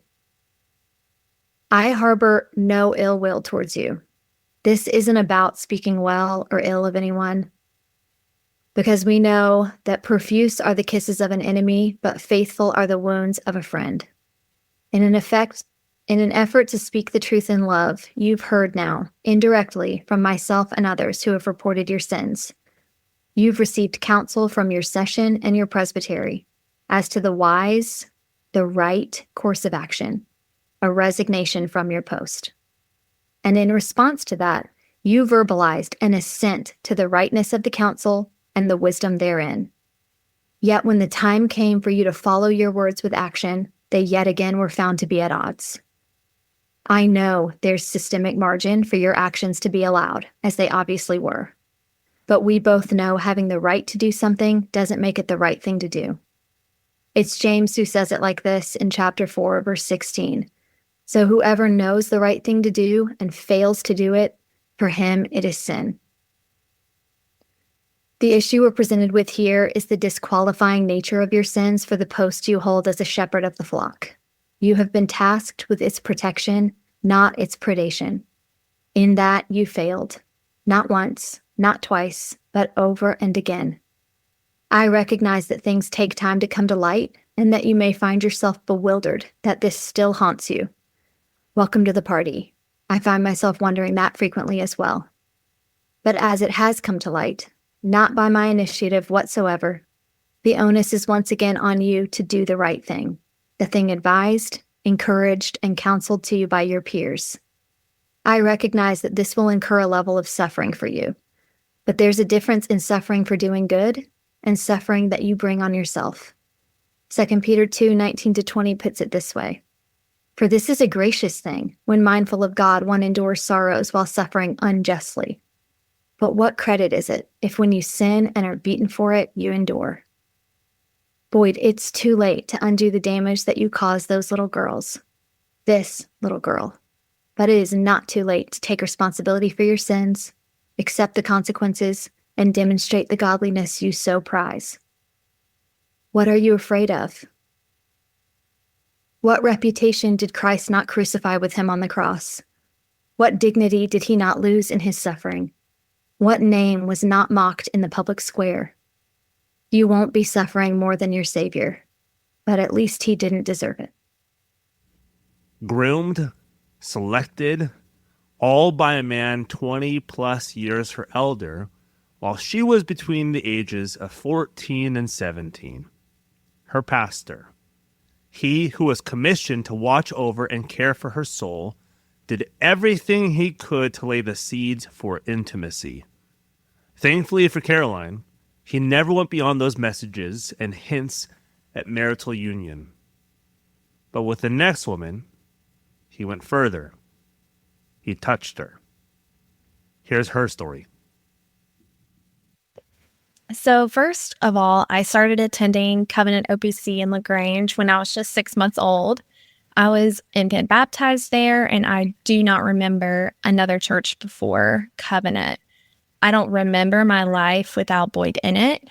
Looking back on my time there, I am a people pleaser, and I'm also a people person.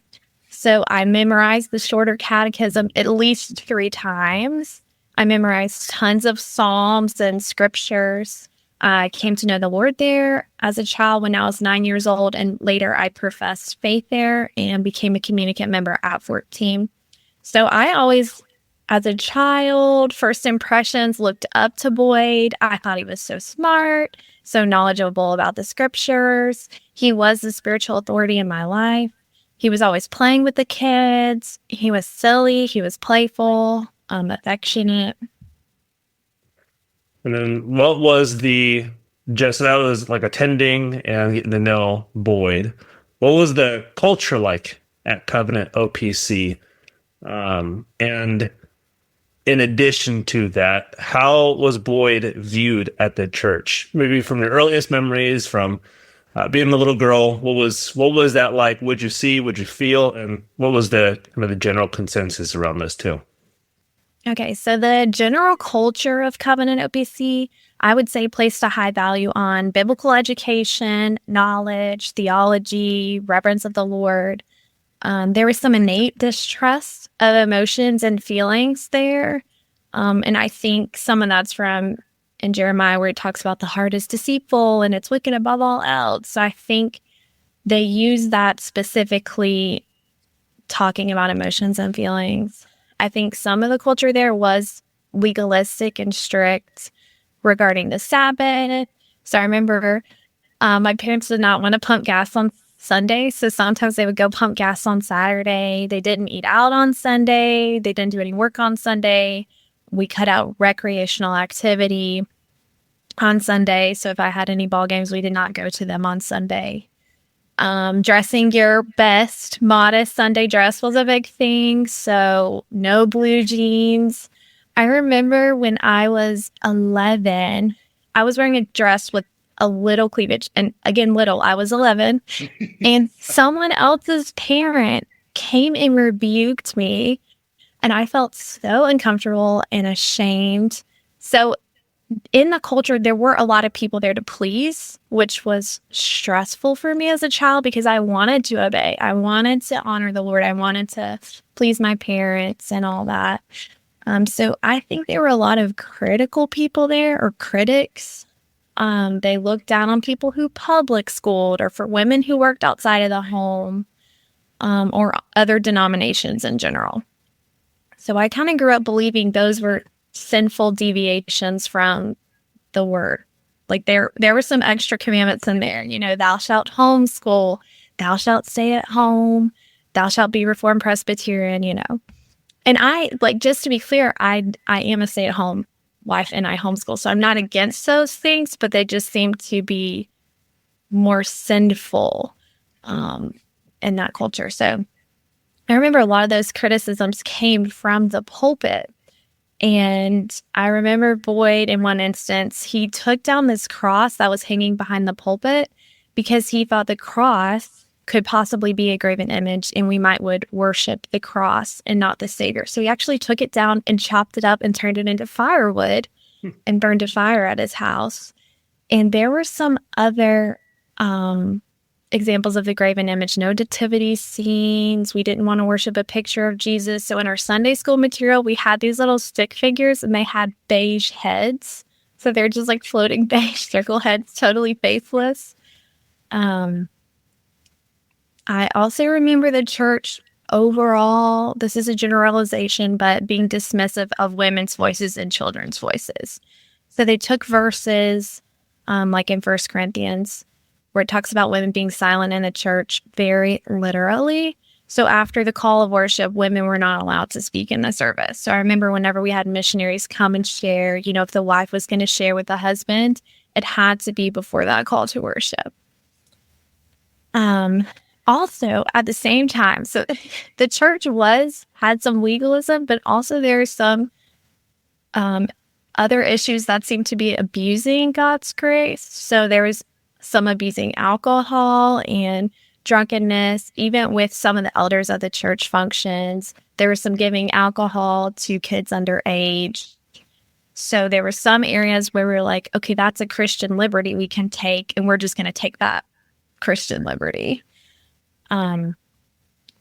Scripture was often weaponized, I would say, to bring shame and guilt instead of bringing the hope of the gospel.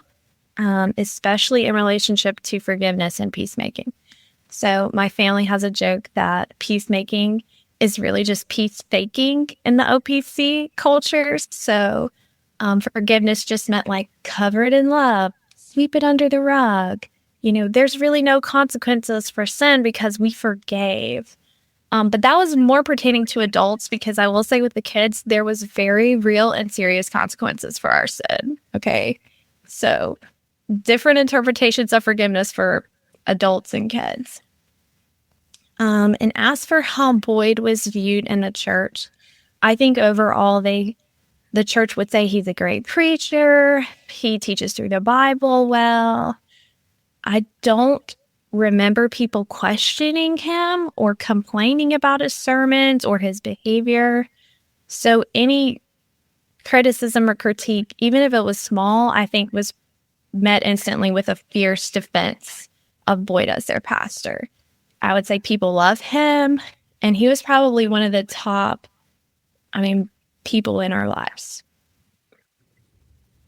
So as I've talked to others, Caroline, before this, we're not talking about how Covenant OPC it's God's gift to the planet, nor is it a fantastic church. Yes, it had good qualities and it had bad qualities, but that's not necessarily what we're talking about. We're gonna talk about some both undue attention, but then also some not just unasked for touch, but some inappropriate touch, some very inappropriate touch. We'll get into that. So when did you start noticing, or did you notice, that Boyd's relationship with you was less pastoral, and did it morph into something personal or sexual, physical, or was it kind of always there? So the first time I ever noticed anything that clued me into this relationship was a little bit off. I was very young. I was maybe 9 years old. And I remember I was sitting in Boyd's lap and I was kind of climbing all over him. And I remember later my parents came to me and rebuked me, and they were telling me I needed to be more careful. I needed to be more cautious around Boyd and just around the amount of attention I was giving him. And I was really confused by that conversation as a child. I was thinking, I'm the kid, he's the adult.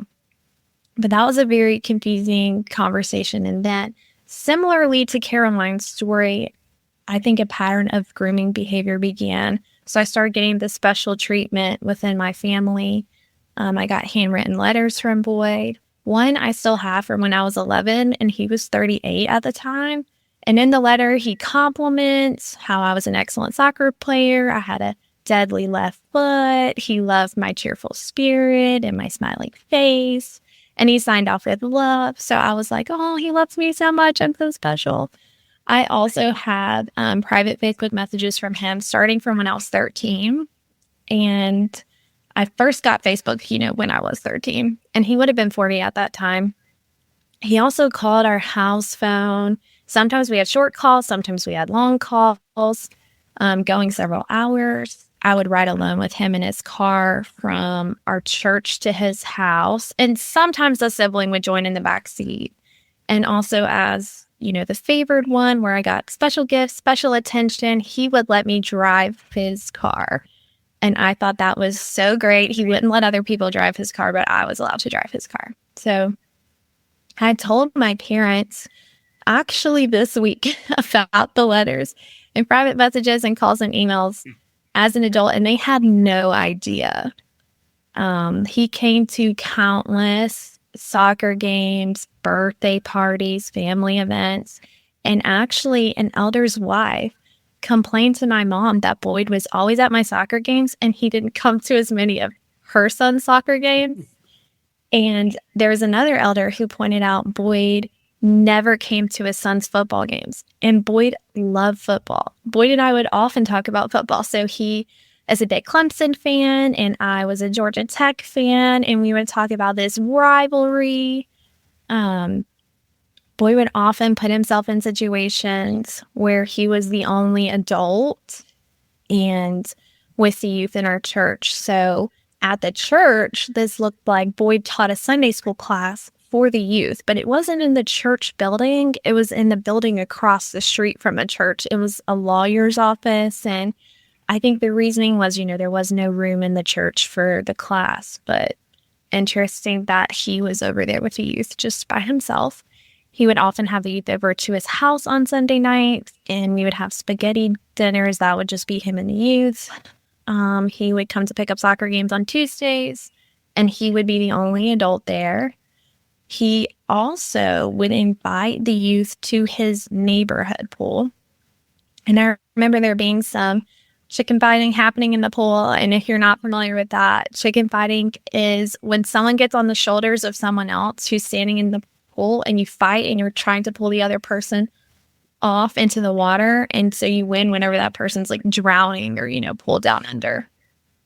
So I remember as a teenager wearing a bathing suit and getting onto Boyd's shoulders and wrestling with other people in the pool in his neighborhood.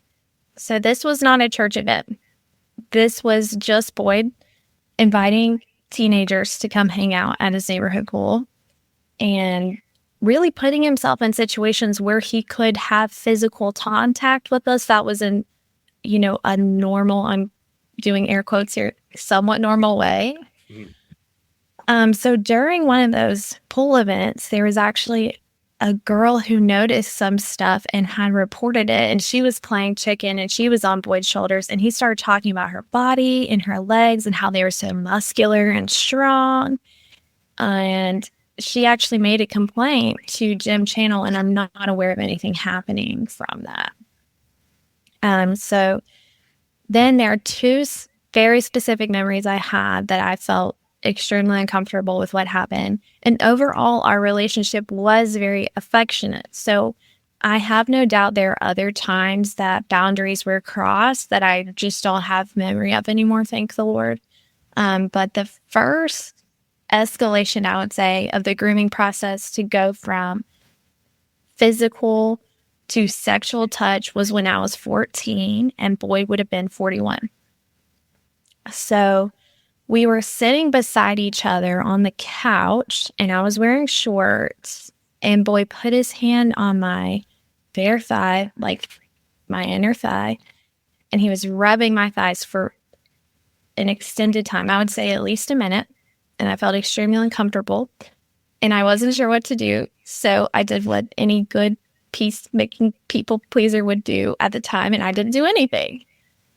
So the second incident that happened, I was at my parents' house and I was helping just set the table, and I walked past Boyd and he slapped my butt in a flirtatious way. And in the moment I felt this is wrong, but I didn't have the vocabulary or understanding to what was happening at the time. So I had very little, sex ed in the church world and very little understanding from when I was taught at home. So I'm going to read a definition of sexual battery from Georgia law. So sexual battery is when someone intentionally makes physical contact with the intimate parts of the body of another person without their consent. So it's usually a misdemeanor, but it's a felony if the victim is under the age of 16. So there's 3 elements of sexual battery. The first is that the contact is intentional. Like he didn't slip on the floor and accidentally grab me. The second is that the contact is made to a victim's intimate parts. So those include your genitals, anus, groin, inner thighs, buttocks, breasts, and this is as listed in the state of Georgia. And then the third aspect is that the victim did not consent to the contact, which if you're a minor, it's impossible to consent. And sexual battery can happen even with clothes on. So both of those incidences were sexual battery under the law of Georgia.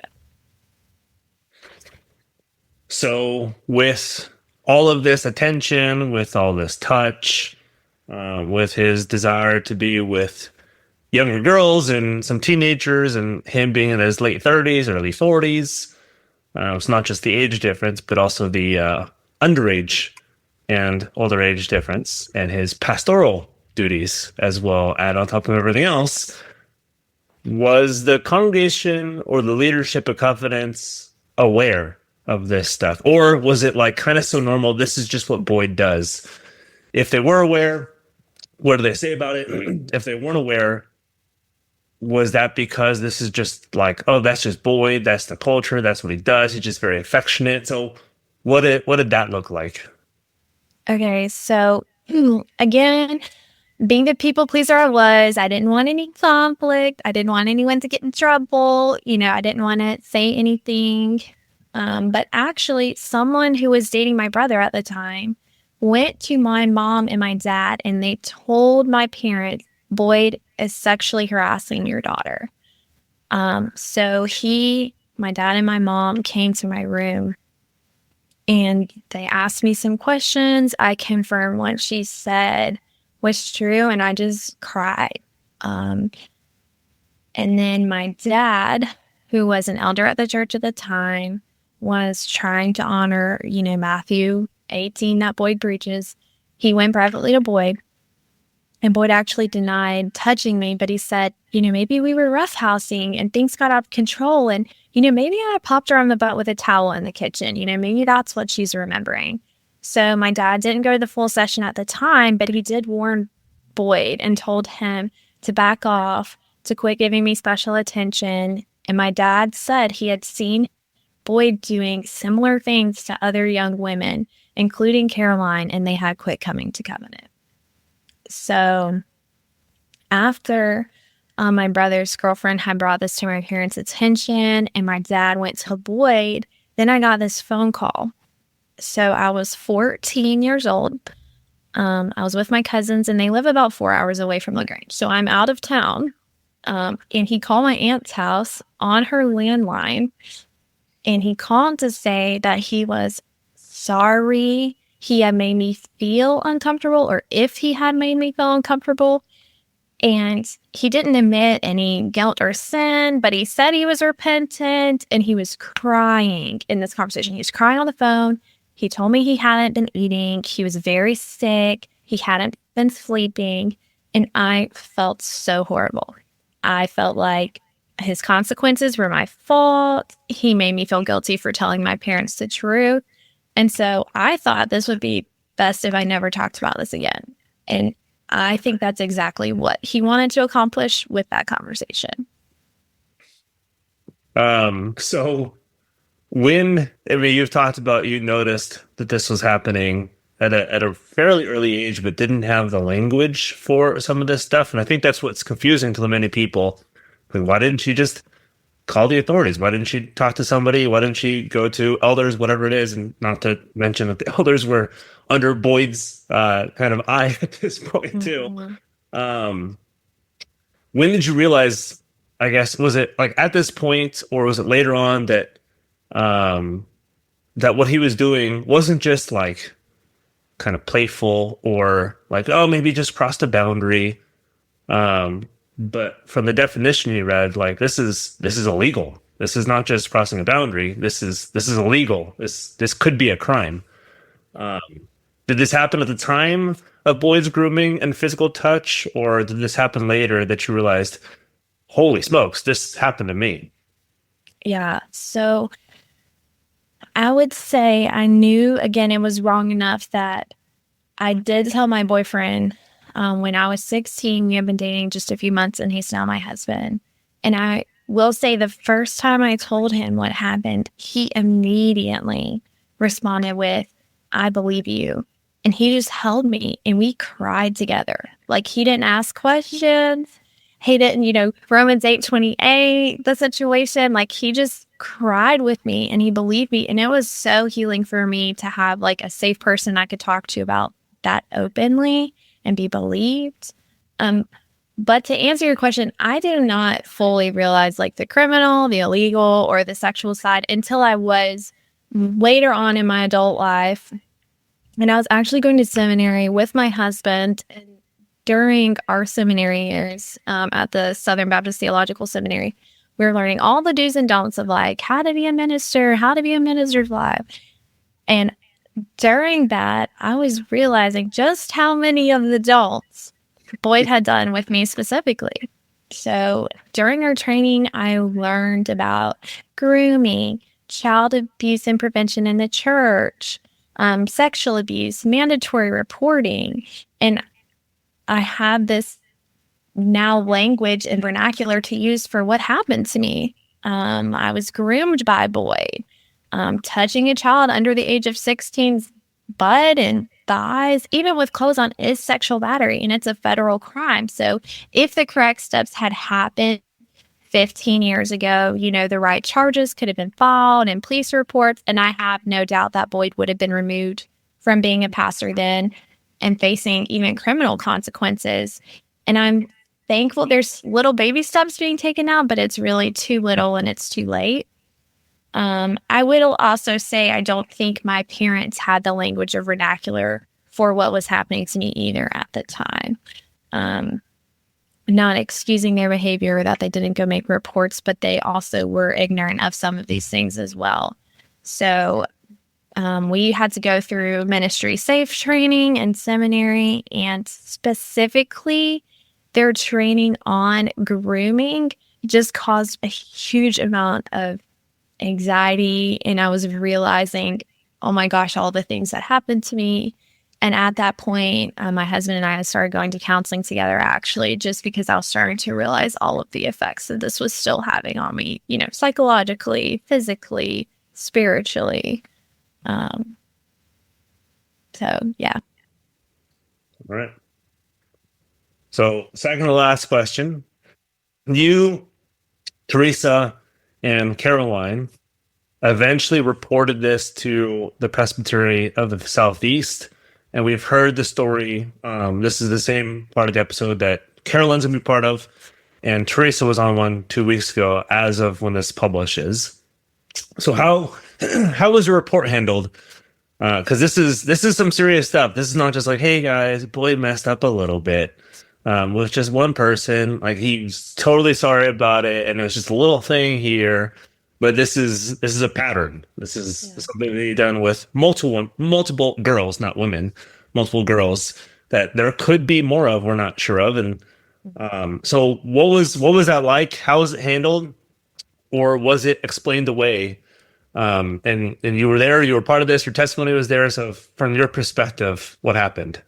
Yeah, so I have a lot to say on this point. So we were not actually the ones to initiate this report or to bring in the Presbytery of the Southeast. So to back up a little bit, a lot of my family members actually married people who grew up going to Covenant OPC in LaGrange. So my sister was the first one to notice this was a pattern of behavior in 2020. And she brought it up to her dad, who was an elder at the time.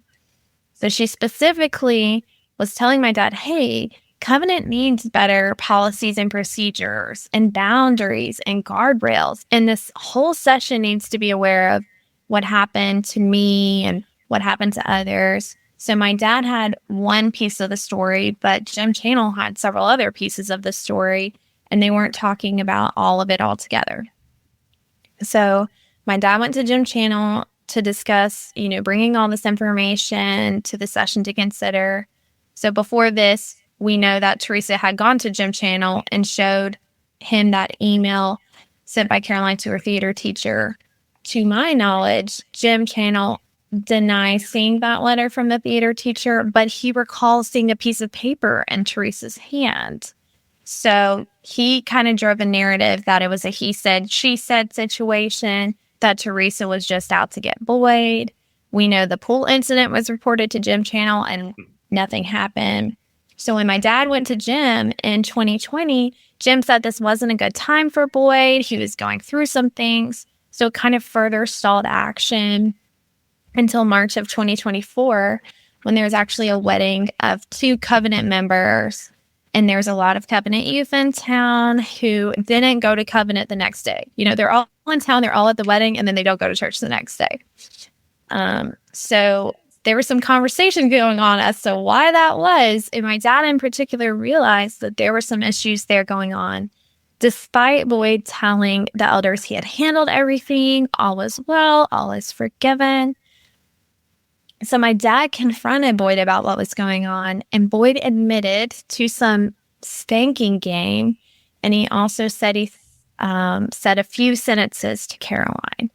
So he told my dad he had a great relationship with Caroline, and the only person who had problems with him was Theresa. So my dad pressed him again to what happened, and Boyd's like, I only said a few sentences to Caroline, nothing more. So at this time, my dad talks to my brother to see if he had any issues with my dad or the church, because he's one of those people who didn't show up to the church. And my brother told him, Dad, this looks like old friends protecting the pastor instead of doing what's right. So my dad called the only other elder at Covenant besides Boyd and Jim Channel to share the conversations he was having with some of his kids. And that elder immediately was like, I think your kids are right. This is inappropriate. This is way out of bounds.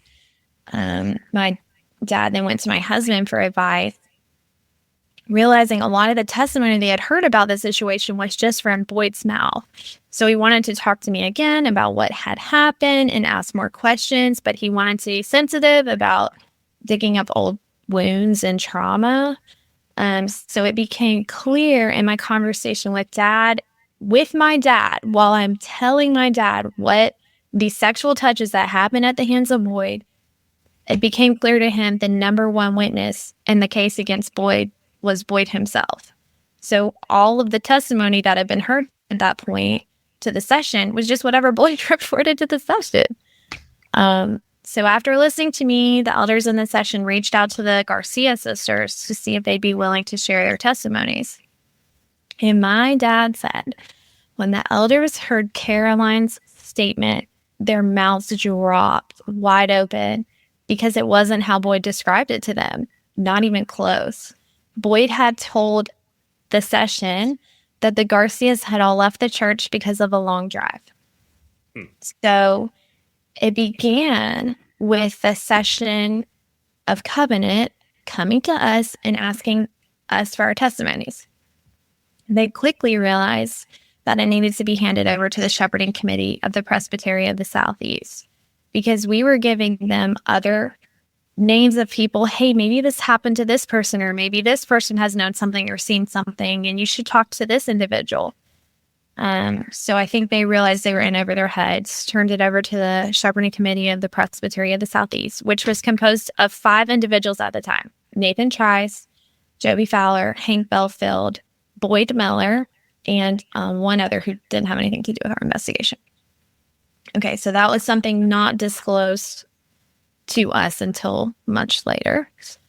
So it's of huge importance to note that Boyd worked with these men in similar investigations, and he had status and he had friendships with them. Mhm. So Nathan, And something was known about him before this. exactly. So Nathan Trice, he knew Boyd at least from back in 2008. Nathan Trice's licensure was actually at Covenant Presbyterian in Grange at Boyd's church. So Nathan Trice is the chair of the shepherding committee of the Presbytery of the Southeast, and he's a personal friend of Boyd. So the shepherding committee quickly put Boyd under a leave. I don't know if it was a leave of absence or a leave under investigation. And he helped the session communicate that to the congregation. But unfortunately, during that time when he was on leave under investigation, Boyd communicated to his pastor friends that he was on a sabbatical. So he actually taught Sunday school. He preached during that time, and he served the Lord's Supper at other churches during that time. So after we gave our testimony to the elders, then the shepherding committee reached out to us to gather our stories. So we already recounted them once to the session. Now we're giving our testimony again to the shepherding committee so they can compile a report with recommendations. So how they handled what I told them, the shepherding committee specifically, they refused to try to corroborate what I said, and they boiled it down to a he said, she said. So they didn't reach out to my brother's girlfriend who said, hey, he's sexually harassing her. They didn't reach out to another guy who had been a witness to Boyd touching my butt at a different incident. So he saw another incident, and the shepherding committee said they did not reach out to negative witnesses to corroborate because it could have gotten out of hand. So I have a quote from a debrief. Yeah. We're going to investigate. We're not going to investigate back closely. Exactly. So my husband is saying, hey, I have a question, because I know when it came to the testimony of my wife versus Boyd, we referenced witnesses. I remember we told this session particularly about that. There is another witness and that there may be others, and I believe we mentioned that to you all in our first interview. Did you seek out or try to interview or get interviews from any of the other witnesses and names that we mentioned, or was it only limited to the 3 ladies before you, Boyd, in the session? So Nathan Trice responds, and this is in our transcript: we did not seek out any additional testimony on either side. For example, we were asked in the congregational meeting when we made our presentation, you've spoken with individuals who have brought allegations of misconduct. Although, by the way, we were very clear that we approached you, and we were very clear it was not your initiative to come to us. We were very clear about that. But we were asked by members of the congregation, did you go and get character references from those who don't have any allegations? And my response, if I remember correctly, was, our investigation could have become entirely unwildly impossible to carry out if we had pursued every individual, either positive or negative, in their assessment of Boyd's ministry. And so we were content to speak directly with those that you named. It is astonishing that they believed good character references fell in the same level of priority as those who corroborate individual instances of sexual crime. So they didn't reach out to any of the witnesses that we gave them to corroborate what happened. Furthermore, the shepherding committee determined that formal charges couldn't be brought due to that 2-year statute of limitations that I'm sure you've heard about under the church book of order. But they chose to ignore. There's been recent changes to the book of church order to make exceptions for charges that were prevented from being brought. So if there's something preventing you from charges being brought at the appropriate time, like we were children, we did not understand what was happening to us, or we did bring it to the elders and then the elders didn't bring it to the session. There were several things, that prohibited us at that time from bringing these charges, and they did not see that. The shepherding committee, based on their understanding of that statute of limitations, they felt like the best course of action was going to be for Boyd to resign and leave his position, and then to have the congregation affirm that they want him to leave via a vote. So the elders, Jim Channel, my dad, and the third elder, they all recommended to the church, please accept his resignation. So the vote wasn't really a trial. It was just this formal process for the congregation to either accept Boyd's resignation or to reject it. So it wasn't a guilt or innocence. It was just, do we want him to continue being our pastor or not? So by choosing to do this vote process instead of formal charges, they excluded the victims from actively participating in the process, and they enabled Boyd to be the only party who the church heard from directly. And also Boyd's voice was heard behind the scenes because he's conducting his own campaign with the congregation, and he's also allowed to be present at the vote, which was not an opportunity we were afforded at all. So further, the shepherding committee de-emphasized the victims by only sharing parts of their full report with the congregation, and they purposefully softened the language for some motive that I'll let them defend. But from my perspective, it seems like it was designed to protect Boyd's future employment and ministry somewhere else. Yep. So when we pressed them on why they didn't use legal categories and language to describe to the congregation or even the presbytery what happened, they replied they were using church language, not legal language, because it was the court of the church. So they didn't take account the fact that that special report they made to equip the officers to protect the flock, they used legal language, and it was given to the presbytery to help equip pastors to protect the flock. 11 years ago in 2014. It's been available. So, Boyd had communicated to the shepherding committee, to our knowledge in the session, that he was going to resign regardless of the outcome. But then he retracted his resignation following the vote. So we heard from the committee, one person on the committee had said if he was Boyd, he would have resigned already. And another person on the committee said they felt certain it wasn't going to come to that. Boyd was going to do the honorable thing and resign. And that they said, the committee, that in other situations, Boyd had advised ministers to do the same. So in similar situations, Boyd had been telling other pastors, you should resign in this situation. So during that process, there were two ruling elders. One was my dad. They felt like they could no longer in good conscience stay at Covenant OPC under Boyd's leadership. And his continued attacks on the children he had groomed and sexually touched.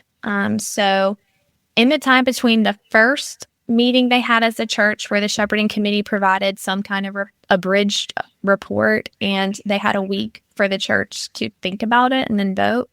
So between those meetings, Jim Channel broke off from the other two elders, and he just withdrew, I guess, his support of the recommendation to receive the resignation letter from Boyd.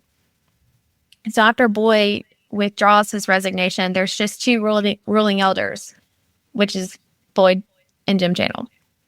So on top of that, The shepherding committee, they give the final report to the session of of Covenant Presbyterian, which at this point is Boyd, the abuser, and Jim Channel, who's covered over and over for him. So they have the report, the final report, the full report, not the abridged report or shortened one that they gave the church.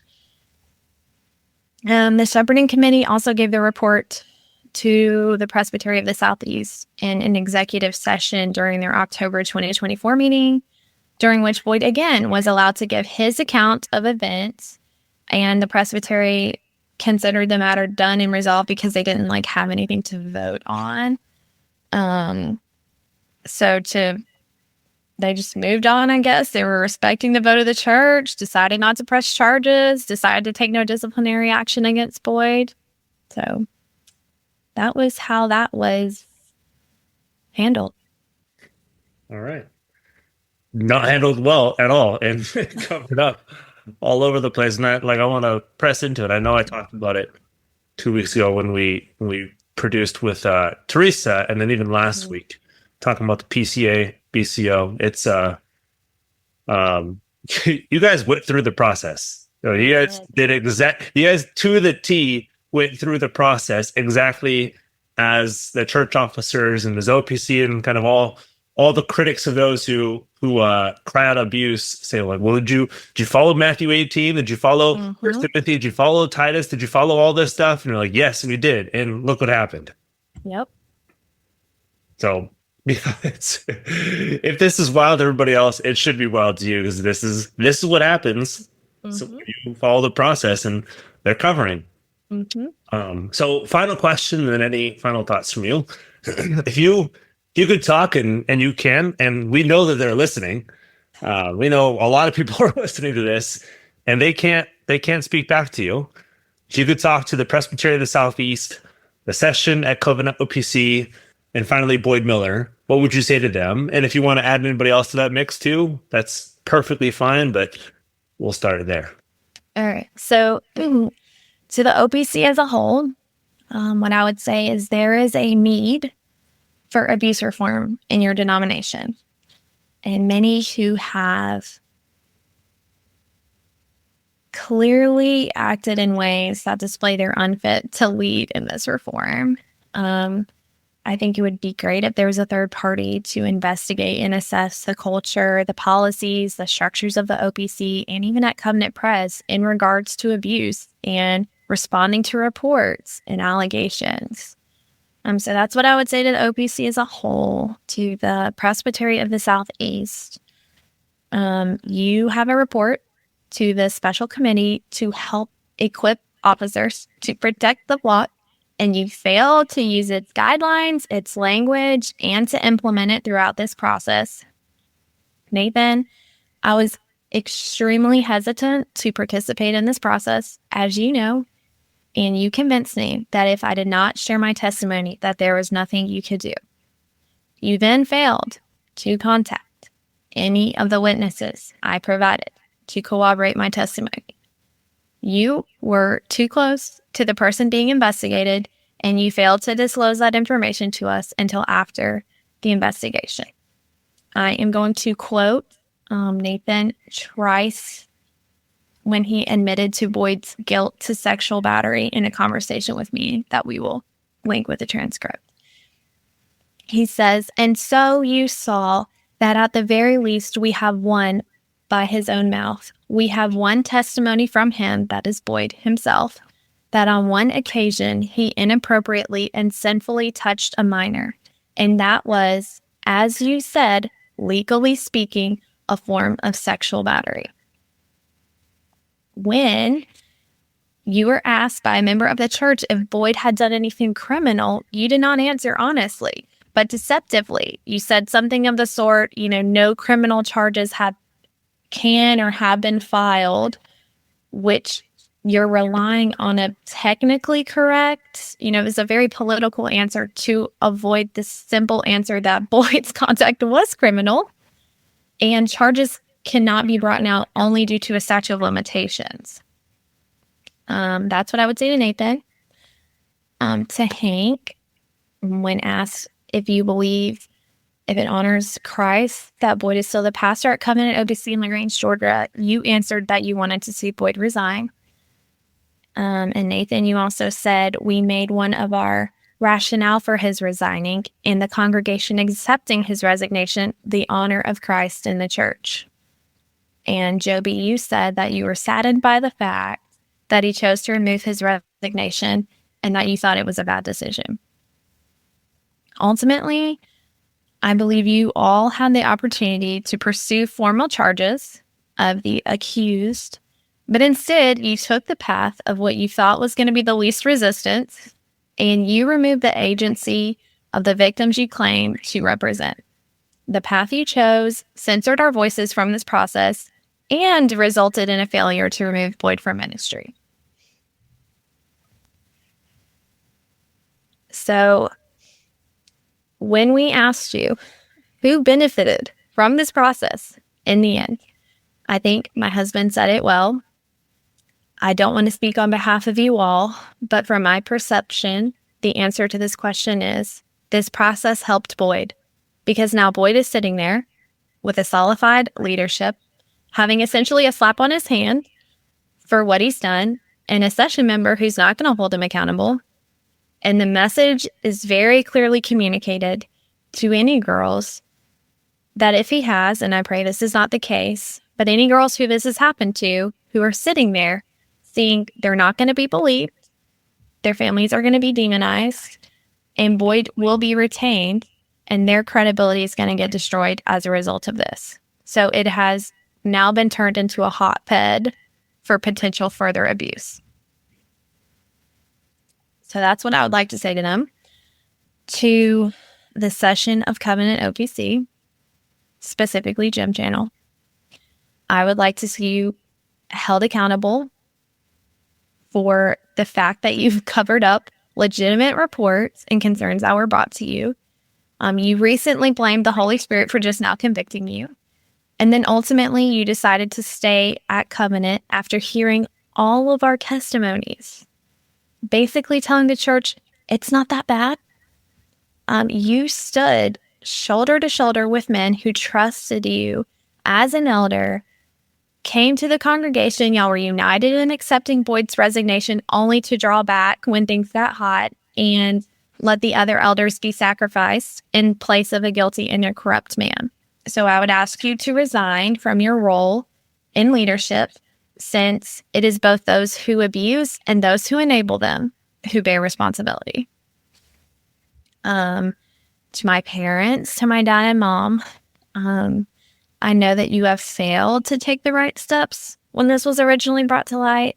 However, I have seen you both owning up to your failures in this process, and you've asked forgiveness from the church and from our family, and I'm very thankful for that. I cannot tell you how much relief and tears I cried when you finally decided to leave Covenant. After serving there and leading there faithfully for almost 30 years. I know it's a place you loved and people you love, but you did take a stand for what's right and just at a great personal cost to yourself. So I'm proud to be your daughter. I love you both. You have continued to point me to Christ. He's my strength. He's my confidence, my rock, my fortress, my deliverer, and I don't have anyone to fear. To Covenant, Presbyterian, and LaGrange, I would say I would like to ask for better guidelines, better church policies and procedures for reporting abuse. Please implement ministry safe training or something similar for your volunteers and your leaders in your church so you can better educate yourselves about grooming and about sexual abuse. If you are a member or a former member of Covenant OPC, and if you have seen any physical or sexual abuse, please report it to the proper authorities. Please do not try to handle it in-house. Please do not take it to the elders during the session. Report it to the proper channels. Unfortunately, whether it was a lack of information or if it was a lack of wisdom, you went against the counsel of the shepherding committee and of your session, and you will stand accountable before the Lord for your vote to keep Boyd as your pastor. I know he's a gifted expositor of the word, but all the gifts in the world do not excuse you from ignoring the qualifications for elders as spelled out in 1 Timothy 3 and Titus 1 and 2. So you're choosing to ignore scripture about your qualifications from elders. Before I address Boyd, I would like to address any survivors or just the listeners in general.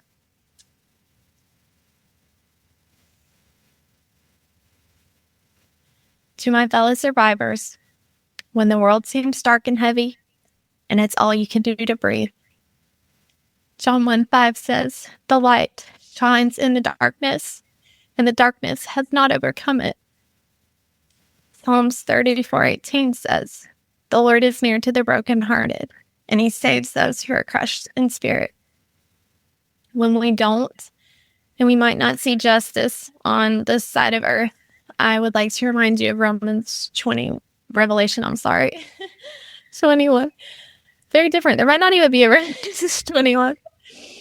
Revelation 21. Then I heard a loud voice from the throne. "Look, God is dwelling with humanity, and he will live with them. They will be his people, and God himself will be with them and will be their God. He will wipe away every tear from their eyes. Death will be no more. Grief, crying, and pain will be no more, because the previous things have passed away." Then the one seated on the throne said, "Look, I am making everything new." He also said, "Write, because these words are faithful and true." Then he said to me, "It is done. I am the Alpha and the Omega, the beginning and the end. I will freely give to the thirsty from the spring of the water of life. The one who conquers will inherit these things, and I will be his God, and he will be my son or daughter. But the cowards, the faithless, detestable murderers, sexually immoral, sorcerers, idolaters, and all liars, their share will be in the lake that burns with fire and sulfur, which is the second death." So I'd like to say, because of abuse that is running rampant in churches and church leadership specifically, I know there are many walking away from the faith and the church entirely. And I want to implore you that what you see in a church is not what God intended. God's heart is for the wounded. His heart is for the poor and the oppressed and the lowly. God is a healer. When he came to earth, every step he took was driving back darkness, driving back the curses of sin. Everywhere he walked, he brought light and life. And salvation actually means to be whole. And I know the effects of abuse, sexually, physically, spiritually, it can leave a person feeling very broken. But God didn't just come to save me from my sins, but he came to make me whole again, to heal my hurts, to bind up my wounds. And I know he can do the same thing for you. So don't stop fighting the good fight. We still need people in churches who can point out injustice, who can point out sin, who can stand up for what's right and good. I'm still a churchgoer. I'm actually a pastor's wife. I'm fighting for a church where people who are broken and wounded and weary, they can come and find healing and life. So my hope for bringing truth out into the light is so that people can both see the evils and horrors and effects of abuse and sin, but at the same time, we can have hope. We can cling to what's good and true and beautiful about the world and what God has made. So I don't want to be overcome by evil. I want to overcome evil with good. Finally, to Boyd, you have led the church, the flock you were called to guard and protect. You've led them to demonize the victims who have come forward and their families in this process.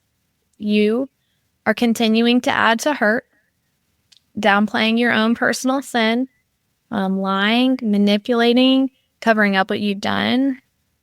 You have said that we need to do Matthew 18, and I would like to read Matthew 18, 1-7. At the same time, the disciples came to Jesus and said, "Who's the greatest in the kingdom of heaven?"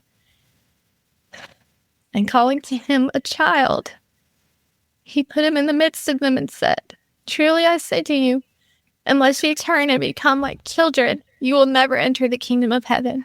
Whoever humbles himself like this child is the greatest in the kingdom of heaven. Whoever receives such a child in my name receives me. But whoever causes one of these little ones who believe in me to fall away, it would be better for him if a heavy millstone were hung around his neck and if he were drowned into the depths of the sea.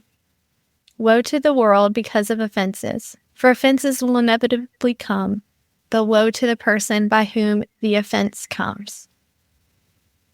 I extend forgiveness and grace to you based on the forgiveness and grace of Christ that I have received, but that does not, and it should not, remove the consequences you face for your sins. Well, thank you for that. For speaking all those, and especially survivors, and bringing in the good news of the gospel for those who don't know a way forward. Any final thoughts? Anything that you want people to come away with this conversation, and whether it be abuse in general, or the church, or scripture, or wayward pastors, those who are not protecting the flock? Any final thoughts? Any final words that you want to leave those today?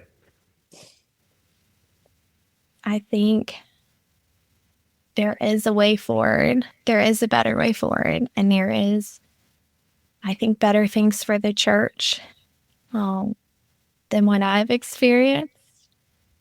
And I do pray that people who have experienced hurt by churches in any way just don't see that as a reflection of Christ and his character and his love for them. People aren't God. People don't represent God well or perfectly, especially in the church. So those are my final thoughts. I want to thank both Caroline Osborne and the anonymous woman for sharing their stories with courage and vulnerability. As Caroline said, they're terrified. This isn't fun, but it is necessary. It might give you who are listening courage to tell your story. It might lead to change. Because the story doesn't end here. As the anonymous woman pointed out, even if Boyd doesn't face justice in this life, he will in the next. I'm not saying he's headed for hell. I don't know the state of his soul. But he will have to give an account. Every message, every touch, every intention not fulfilled but desired. Everything. Covenant OPC in the Grange will have to give an account. Their elders will have to give an account. The Presbytery of the Southeast will have to give an account. The Orthodox Presbyterian Church will have to give an account. Many of your churches harbor no abusers. But when you hear of another church, what do? Thank God that's not our church. Do you sit cozy? Do you defend the denomination saying, but that's not all of the OPC, or all of the PCA, or all of the URC, or all of the CREC? Do you ask those who point these things out to focus only and exclusively on the bad churches? Don't talk to the good churches.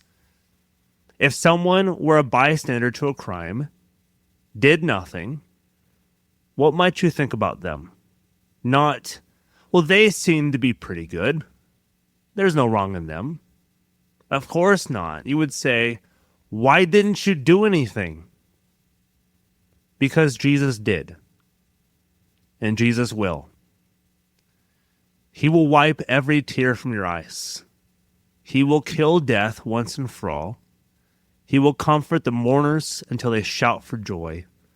Heal all pains and give you resurrection bodies without ailment or disease or memories of the past, and the fears and anxieties and injustices and wickedness and perversion and crime committed against you will pass away. Only righteousness and holiness will remain. That's why we do what we do, and that's what should have been done. And we look for the day when that will reign. Come, Lord Jesus, come quickly.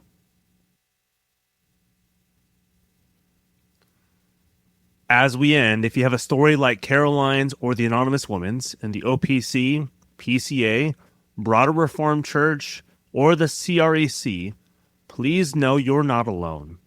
Know we care about you, and many others do as well. Reach out to us and find out how to do so in our show notes, but do so safely, especially if you're still in an environment like the movements we're profiling. There really is help out there for you, and we will help you find it.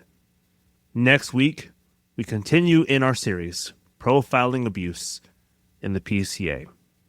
See you then. Sons of Patriarchy is brought to you by the administrators of Examining Doug Wilson in Moscow in partnership with Peter Bell. It's written, produced, and edited by Peter Bell. Original music, sound design, and mixing by Aaron Feeney. This series wouldn't be possible without the dozens of abuse survivors whose bravery and vulnerability make it what it is. Every episode was sent to them before being published, and their feedback, edits, encouragement, and eventual approval make this what it is. May your voices be heard far and wide. Thank you.